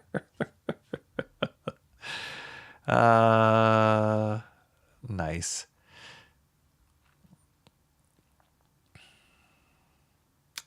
Don't forget to like the stream if you're inclined. Yes, please do. It's a Frankenstein mishmash of Euro weebery, which evokes the same revulsion in the mind as Bancroft's old co-workers in Thailand. That's deep. That's right. Co-worker story time. Drop it. Luda has gone on a tragic hike down the uncanny valley, planting seeds of brilliance which blossom into madness. That's beautiful. Ghost Pepper looks great. Cranberry Langers drops it. Every panel makes me feel unsettled that something is irredeemably wrong and I must bathe it in a cleansing. Are you using ChatGPT? This is pretty amazing. Cranberry liked it though, so there's a balance in the chat. 3, I haven't got many more years left. Come on. Cleansing fire. I can't balance it, Mo. Not at that level. In a main voice. The fire rises. Cranberry Langers.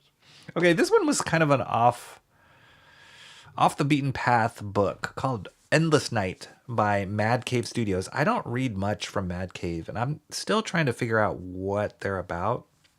But I did read issue 1. Part of the reason I picked this up was Mad Cave is doing like a what do you call it? A talent contest right now. So I was like, oh, huh. They're looking for like illustrators, colorists, whatever. And I thought that was cool. Like it reminded me of the good old days of Marvel Comics doing their like tryout book or having an open call for artists. And don't think I didn't think I was like, oh, I wonder if I could try. But one of the things in their talent contest, Mad Cave was saying was like they want to see pages from these different books. Like they gave maybe like 4 or 5 different books that they're looking for somebody to do sample pages from. And Endless Night was one of them. So that was part of the reason why I picked it up. It also has this crazy dude with like a demon shield, which was bananas.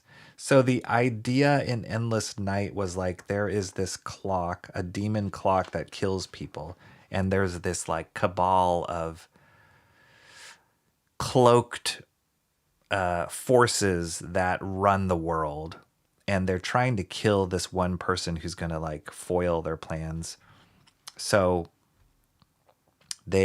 one guy is trying to get onto this cabal. He's trying to join them. He's like a super powerful guy. And so they give him the mission, you need to drop this demon clock in his room to kill him.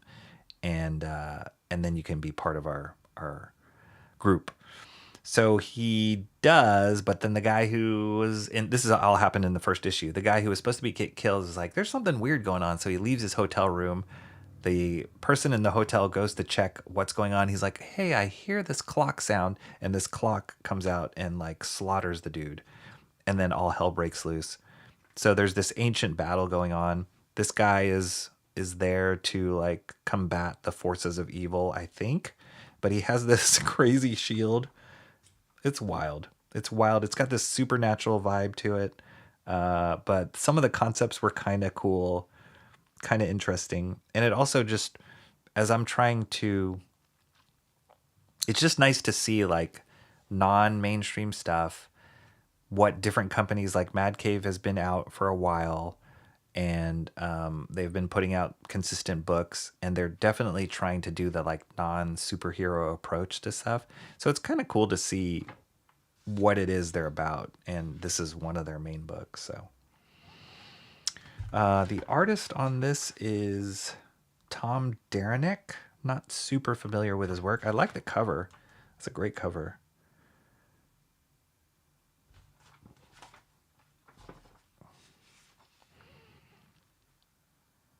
There's the demon clock. And this guy was part of he was hired as part of the bad guys to try and slaughter the other dude. So it's like yeah, all hell is breaking loose right now. And like the authorities are involved. This random supernatural guy is trying to stop the clock. and then bigger forces are behind the scenes. And then this lady comes in. The lady from the cover. But that's kind of cool. That's a cool intro.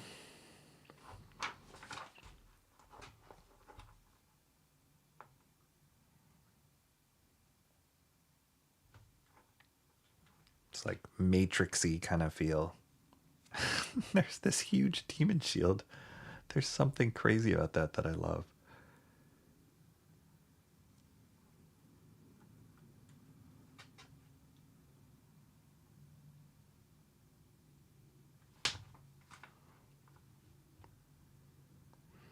I love this red that they picked for her. It's such an unusual red in the grand scheme of colors.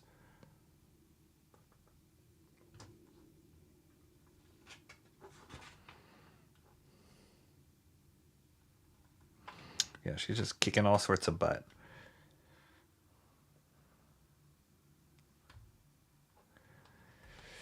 Dun, dun, dun. I think it's only a three issue run. So it's like, if you like supernatural, mystery, and supernatural detective kind of stuff, magic, this might be an interesting book for you to pick up.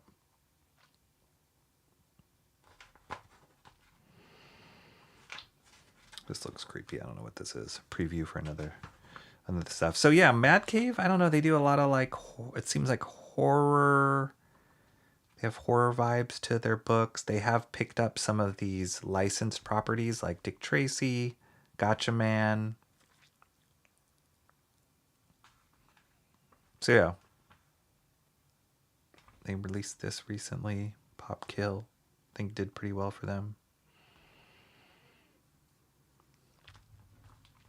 So yeah, it's always kind of cool. It's kind of cool to just get a lay of the land of what else is out there outside of your usual superhero stuff. Ghost Pepper #1. Okay, that's Endless Night #2. We are almost there. 2 more books. Holy moly. No, that was Mo GPT. Nice. No Mo money. I must have missed that, Lindsay Rose. I thought I already hated AI before someone credited it for my own words. Mark's Music Obsession says a clock. Okay, here, I'll show you what happens. They have a better picture of what the clock does in the previous issue.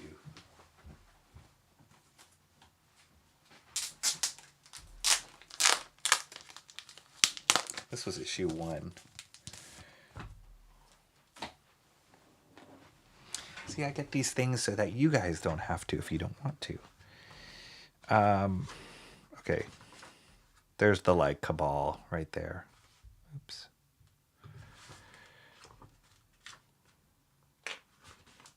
There's the demon clock. And the hotel guy is like, I hear a ticking sound. And then he opens up the door where the demon clock is, and he just gets totally slaughtered. They just find his guts like splayed all over the place. Gross. Oh yeah, here's that gal right before she makes her huge entrance. And then they attack. Demon shield.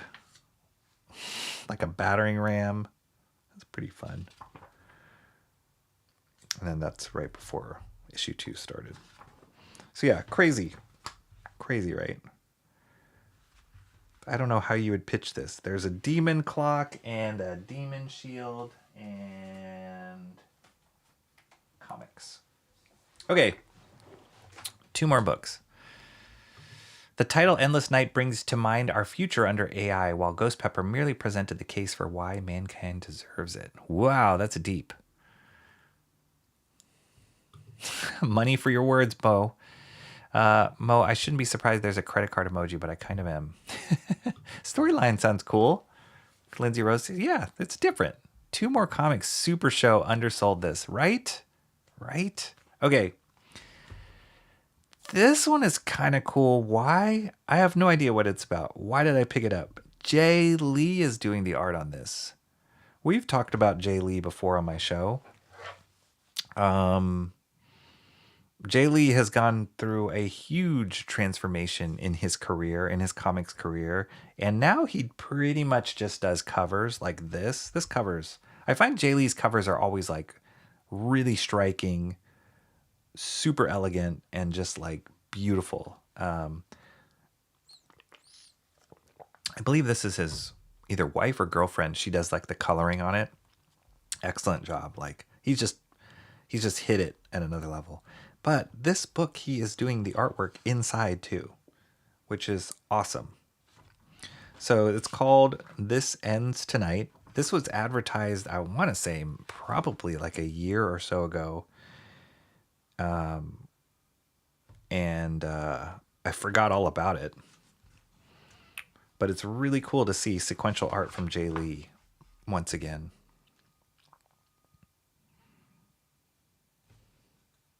It's like he's got this wispy ink line. It's amazing.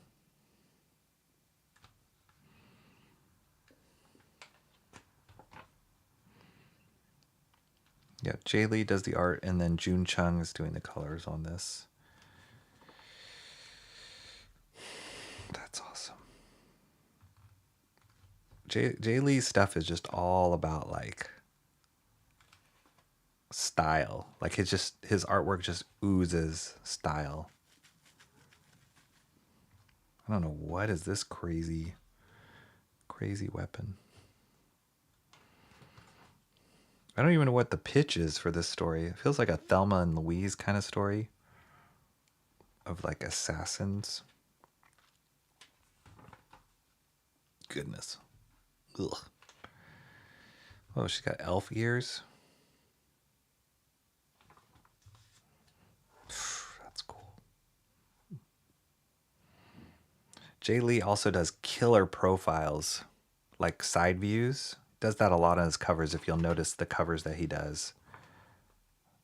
He loves his profiles. Ah. Seems like these gals are like descendants of elves or something.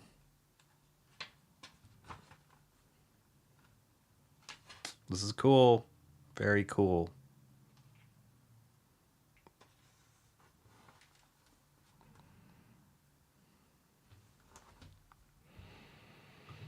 Art in Times of J. Ryan says, I'm getting Mike Allred from this. Interesting. Really?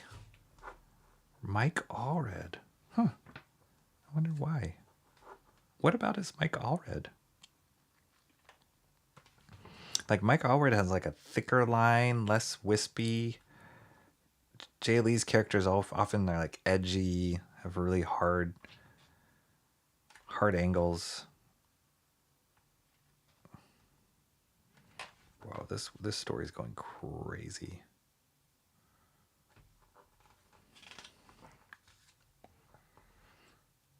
Kind of love it.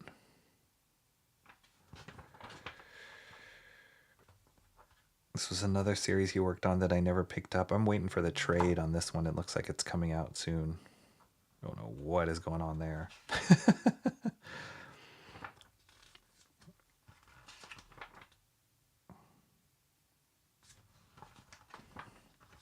There it is. There it is. Jay Lee Profiles.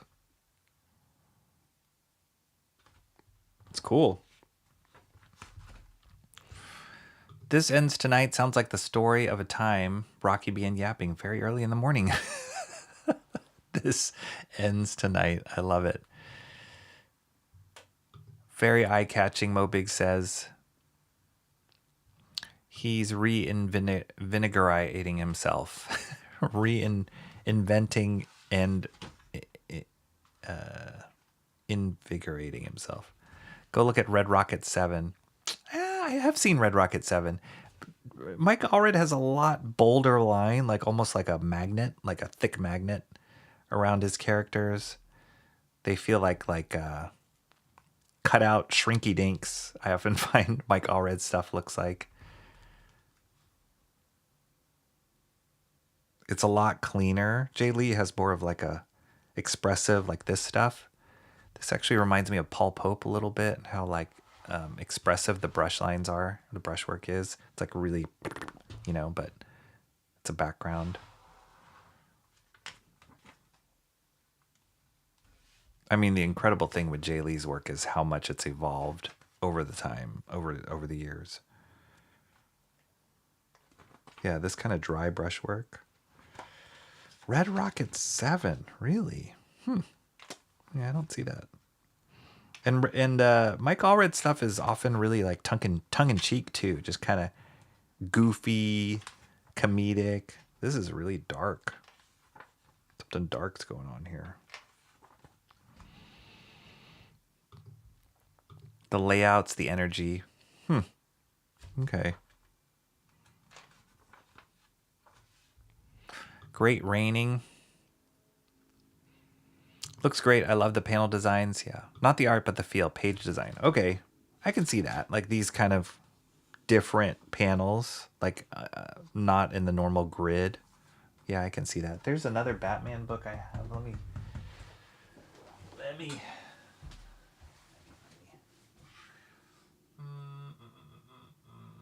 Yep. This is some cool Jay Lee art in this one. Have you guys seen this? But the panel design in this one is awesome. Look at that. That's great. This actually reminds me of something Shant would do. Shant did some of this at one point in his career.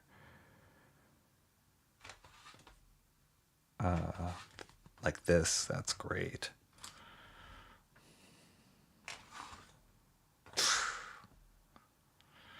That is crazy panel design right there. That's like art deco up the yin yang.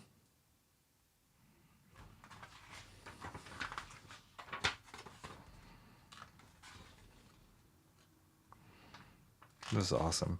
Yeah, this one was a cool book, or a cool artwork for Jay Lee. That's great.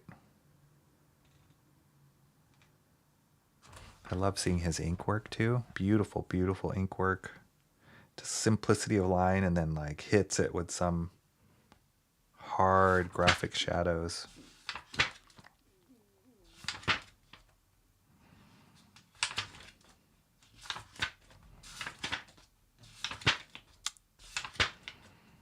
Beautiful. Yeah, so it's the same vein. If you'd like that, like this is where Jay Lee's at. This Ends Tonight just came out. All right. Woo! This is the marathon show. I think this is the most books I've gone through on a Wednesday. 23 minutes, so close. Until your show? This is Bancroft. You got a show, right? On Wednesday? You guys go check that out after the show. We're wrapping this up. We got one more book here. Oh, wait. Let me turn this on. Forgot all the things. Endless Night. This Ends Tonight. Okay, here's the last one. Here we go. Wolverine Revenge. I was not going to get this. But I did. Wolverine Revenge. I picked up the whole series when it came out. The regular book when it came out. But then they announced they were doing not only a red band version, which I bought from the original series, but they're doing a red band raw version, which basically is the black and white art. And I hate myself for always getting suckered in reprints of black and white art. But I am more than likely going to be the one buying it. And they would probably stop doing it if I would stop buying it. But I'm never going to stop buying it. So I think they might do it for all the issues. I'm just going to buy issue 1. I promise. But I love seeing stuff in black and white. Oh, that's cool. Look at that. They included the pencil. That's cool. Oh, shoot. You guys. Never say never. This is not... I thought they were just reprinting this artwork black and white without the colors. But no. this is the pencils, which is amazing. Greg Capullo pencils. So I'm super psyched that I picked this up. And I will probably pick up the other issues when they come out too. This is cool. I'm always on the hunt for these kind of things. Like this is better, not better. This is like a more affordable artist edition because it's just printed like a comic book, but it's the original scans of the pencils, which is always fun to see. And there's some books that I've, ordered on eBay. They've done these like pencil version here and there of these books. But I think just now that they see that there's a market for this, and artist editions are becoming more and more popular, noir editions, work in progress editions, all the different terminology. There's like so many different terms they call, but whatever. People love seeing the process of comic art, especially when that process, I feel like, is traditionally done. When you have somebody who draws digitally and then you just take out the colors and you give you black and white digital line art, it's okay, it's cool, but there's something about seeing the original scans of the penciled boards that is unlike anything else. This is cool. Wow. I almost didn't pick this up because I'm like, hey, do I just want it black and white? Okay.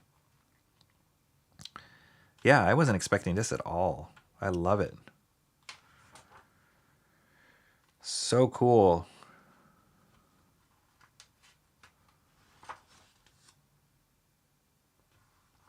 So cool. It's great. Whoa, look at that. His pencils are super tight on this too.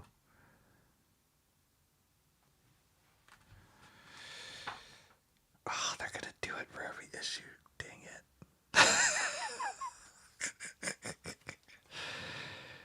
Dang it.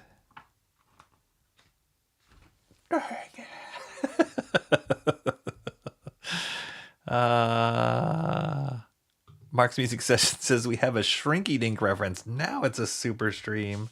Heck yeah, Shrinky Dinks.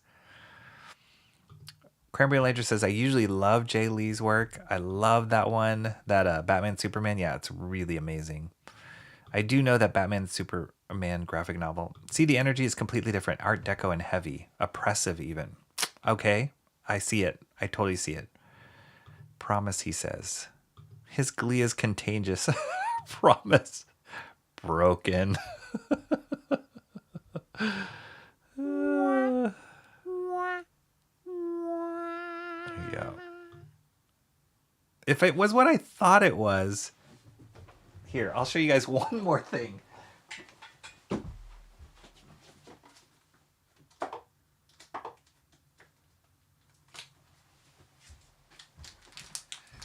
This is a Capullo thing also that came out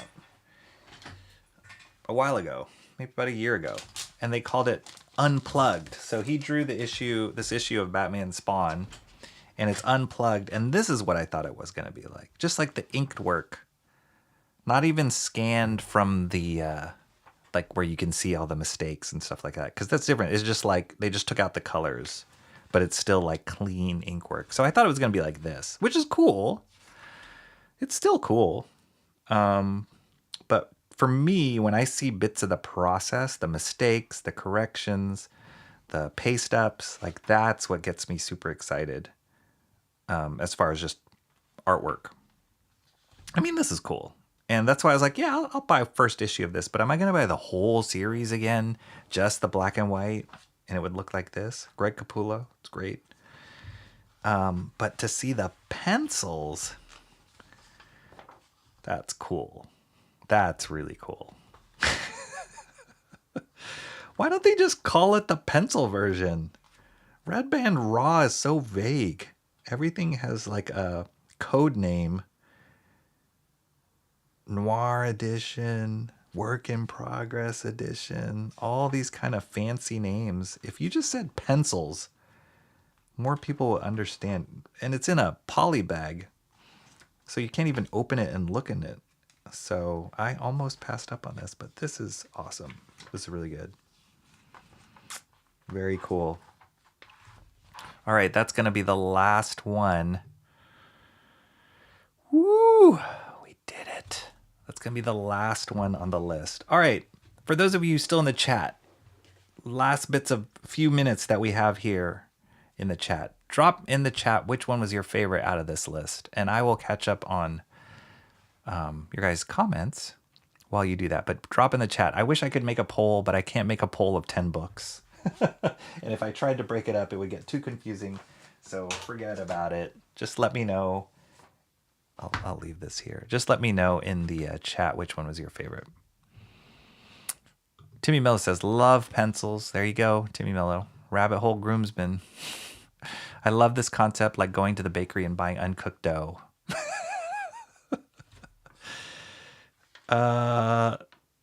Sure. See, even if they made this, the cover, then you'd get it. Dang it, they fooled me.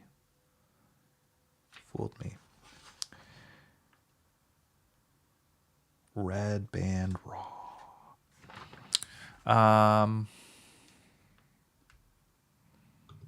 Well, that's my favorite of the 10. Mark's music session.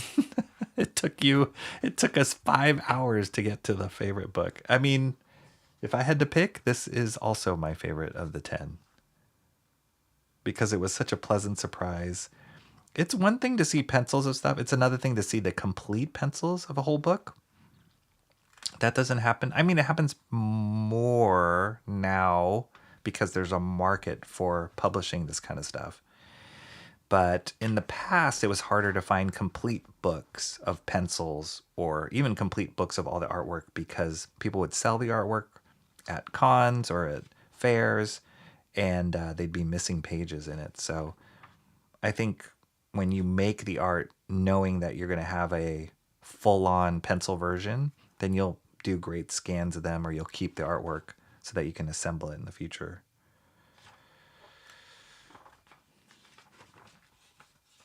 And this is 1,000 times better than the color version. Seeing it like this, in my opinion.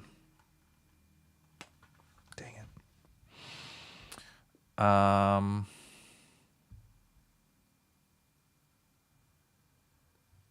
Wolverine Revenge, that is. Yes. Cool panels. I like the architecture.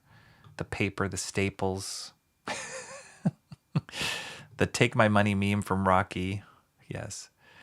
Mr. Monkey Boy 1969 says, I want my 3 years back. I'm sorry, Mr. Monkey Boy. Thank you for those 3 years. Timmy Miller says, Absolute Batman's his favorite. That's a tough one. I do like me the Absolute Batman too. I do like me that one too. Battle Beast 3 looked good. Art and Times J. Round coming out of left field. All right, Battle Beast 3, nice. Absolute Batman, Battle Beast 3, Redcoat Forever, Redcoat, Mr. Monkey Boy 1969, nice. Cranberry Ranger says whatever that one Mo hated the most or the Jay Lee one. So Ghost Pepper or Jay Lee. Wow, we've got a whole smattering here. Mo Biggs is clearing up. Ghost Pepper is the one he hated the most. Mr. Monkey Boy 1969 says, well, till Fabok starts Rook Exodus back up. I'm excited for that. He's taking a little bit longer time. I think Red Rook Exodus, I think that one is starting in the fall. I heard, if I'm not mistaken, maybe October, the next issue of that one will come out again. And this was awesome. I found this out watching one of Declan Shalvey's live inking streams that he was doing. He's doing a variant cover for something on Ghost Machine. I think it might be Rook Exodus, which is super exciting. But he just happened to let it slip, and then he showed like some quick thumbnails. He wouldn't say which series it was, but that was a fun thing of it being a live stream. It's like you got this insider scoop from the artist himself without anything getting super spoiled. So go watch it. I think he was inking, if you want to try and find out what it was and you're interested, Declan Shalvey has a YouTube channel, and he was inking Ripley from Aliens. He was doing a commission for that, and I was in the chat in that one, and he talked about it. Storyline about the clock sounds the most interesting to me. Really, Lindsay Rose going for Endless Night with the demon clock. Nice. Cranberry Landers, Ghost Pepper. Yeah, the Frankenstein of Euro and Manga One that Mo hated. Thanks, Mo. Mo Biggs likes he liked the one with Kitty Pryde. Oh my gosh. Yes, it's really cool. I mean, that's the whole fun of like live streaming, live whatever. Just hearing directly from the artist's mouth is amazing, and it's fun, and it's something that, you know, I didn't have as a kid. If you had YouTube and the artists that were starting, say like Image Comics, were live streaming at the time when I was a kid, I would lose my mind. So it's pretty cool that we have access to that stuff now. I don't think Greg Capullo is online. Trying to think, like Declan Shalvey definitely is. Out of all these books, I don't know. What's these guys? Yeah, I mean, most of these guys, they either have like an online presence or something. But for sure, if you are interested in this kind of stuff, insider stuff directly from the artist, go check out Daniel Warren Johnson's YouTube channel. He just launched an Art of Daniel Warren Johnson book on Kickstarter. If you're interested, if you're a fan of Daniel Warren Johnson, go back that book. He just launched it a couple days ago, but he streams regularly every Friday, I believe. He has a weekly show where he's just drawing and he's talking at the same time, and that it's super popular and it's great. Declan Shalvey is great. He doesn't have that many people watching his live streams yet, so you kind of get an inside connection with him relatively quickly because, you know, there's not like thousands of people in his chat. Mark Miller's, he doesn't live stream. He just posts recorded videos, but they're great insider stuff there. So if you love that, and then I'm trying to think what other artists. I mean, then there's all the artists you guys know and love: Michael Bancroft, Shanthan Jetty Art, all these guys that have crossed over here with me. They have great channels, and it's amazing just to kind of have like a connection with them as they create their art, as they create their book, and hopefully you get a little bit of that here too, sort of, maybe. Oh gosh, my hair. Wow, that was a super show. Super in that it was super long. Actually, yeah, it's not that long. I'm just looking. Less than 3 hours. It's not that long. Yesterday's stream, my master study stream, was 3 hours, and that was late night. So yeah, so there. Okay, so what's next? I would love to get another master study in before the end of this week. Who knows if it's going to happen, because next week, I kind of hinted at it yesterday, is going to get very crunchy and busy in my schedule. So I'm not sure, and I'd love to try to get this master study, the John Byrne one, done in about a week. So I think it's possible, but I do have to try and squeeze in another stream tomorrow. So stay tuned. We'll see what happens. Whether that's a late night stream or during the day stream, we'll see what happens. But this is where we're at. We're moving forward on this one. Super exciting. If you dig John Byrne's work at all, Terry Austin, the inker, X-Men, Kitty Pryde, come join. It's been a blast. It's a lot of fun. So yeah, stay tuned for that. And other than that, I guess Bancroft is streaming soon. Is that what I hear in the chat? Bancroft's gonna have his Art Share stream, I believe, is his Wednesday stream, which is awesome. A lot of fun time there. I'll try and join if I can. And if not, check out Shant's channel. Shant is always streaming crazy hours of the night. And always coming up with great stuff, awesome stuff. If you like painted comics, he's also working on Springball, Terminal Monstrosity, his love letter to McFarlane, Ditko, Evil Dead. It's going to be amazing. Don't miss out on that campaign. And I think that's it. Holy moly, my mouth is dry. Okay, let's see. I'm going to catch up here, and then we're going. It's nice to hear Daniel Warren Johnson has something going on in comics. Oh! A rare opportunity to see some of his work. last bit of DWJ information I will drop on you. He just posted a link on X, and he just basically said, like, be prepared or whatever. He is doing some sort of, it was announced, I think it's going to be officially announced in San Diego Comic-Con this year. But he is working on a Absolute Batman, I believe, annual story. So I don't know if that means he's doing the whole thing and it's going to be like a double-sized story or what. But he posted, okay, I've got to find it before we go. Because it's so good. I got to share it with you guys. It's so good. So, like, if you like Daniel Warren Johnson, if you like Absolute Batman, you will love this.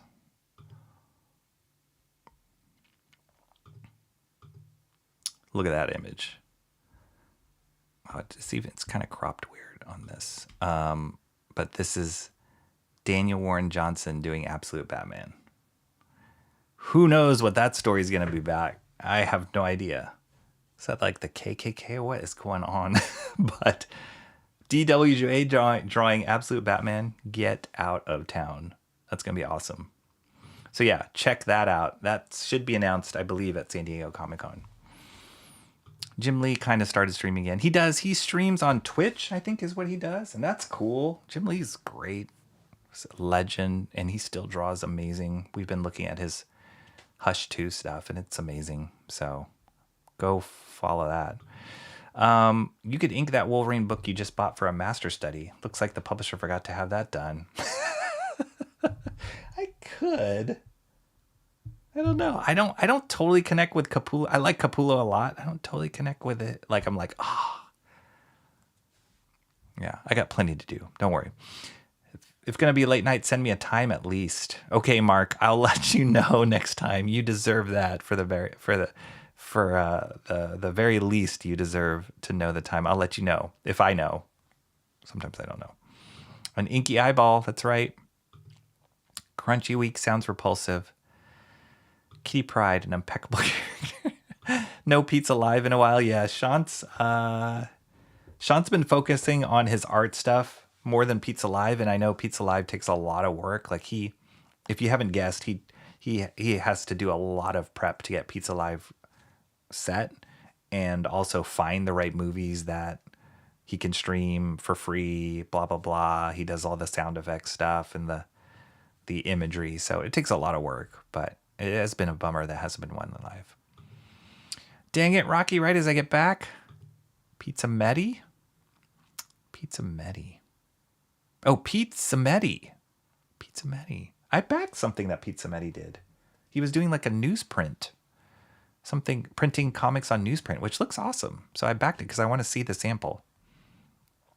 Never too late to start over. Are you kidding me? Are you working on your spring ball assignment? I will be. You better believe it. Timmy Mello says he saw the image. Nice. She missed my review of Ghost Pepper. I don't know why everything isn't Kitty Pryde. The Kitty Pryde verse. I would buy that. I totally would. Batman has his work cut out. It's going to be one swing of the axe, and then all those guys are going to be dead. That's how I imagine that Daniel Warren Johnson story happening. Yeah, that looks cool, but terrible when I think of Batman's usual look. Before the fall of Kitty Pryde summer, Brother Blood, methinks. Oh. That could be interesting. Avengers Kinfinity War? Amazing. Kinfinity. Amazing. I know he's busy. I have like 5 headsets coming from Sean with all my stuff. Mark. Dang it. Mark is a, what do you call it? It's not is it a Patreon? I know Patreon's a site, but isn't that what like back in the olden days, like Michelangelo or whatever, like, I think it was Patreon, right? Or Patron. Maybe it's Patron. That's what it was. That these people would like commission them to do these incredible works of art and support. That's how artists basically made a living back then. It's kind of like that now. So Mark is a Shanthan Jetty patron by far. All right, I think that's it. I think I caught up. Thank you guys so much. It's been a blast. Please hit that like, subscribe if you've not already subscribed to my channel. My name is Rocky Ballesteros. I've enjoyed so much sharing these comics from Wednesday. A lot of them today. You might have to go back and review because I forgot half the books I bought. But stay tuned for another master study. Will be my next stream, whether that happens this week or beginning of next week, TBD. But hopefully I will be able to see you guys soon. Until then, have a great rest of your Wednesday, a great rest of your evening. And for those of you who stayed up late with me last night, go catch a nap. You have time for a nap before the next somebody else is streaming. Seriously. Mark is putting Sean's kid through college. Mobig's last one here. Mobig says, when this channel blows up, I will require a patron to super chat my best comments to Rocky. Oh my goodness. All right. See you guys later. Have a great rest of your day. Take care. Thank you so much.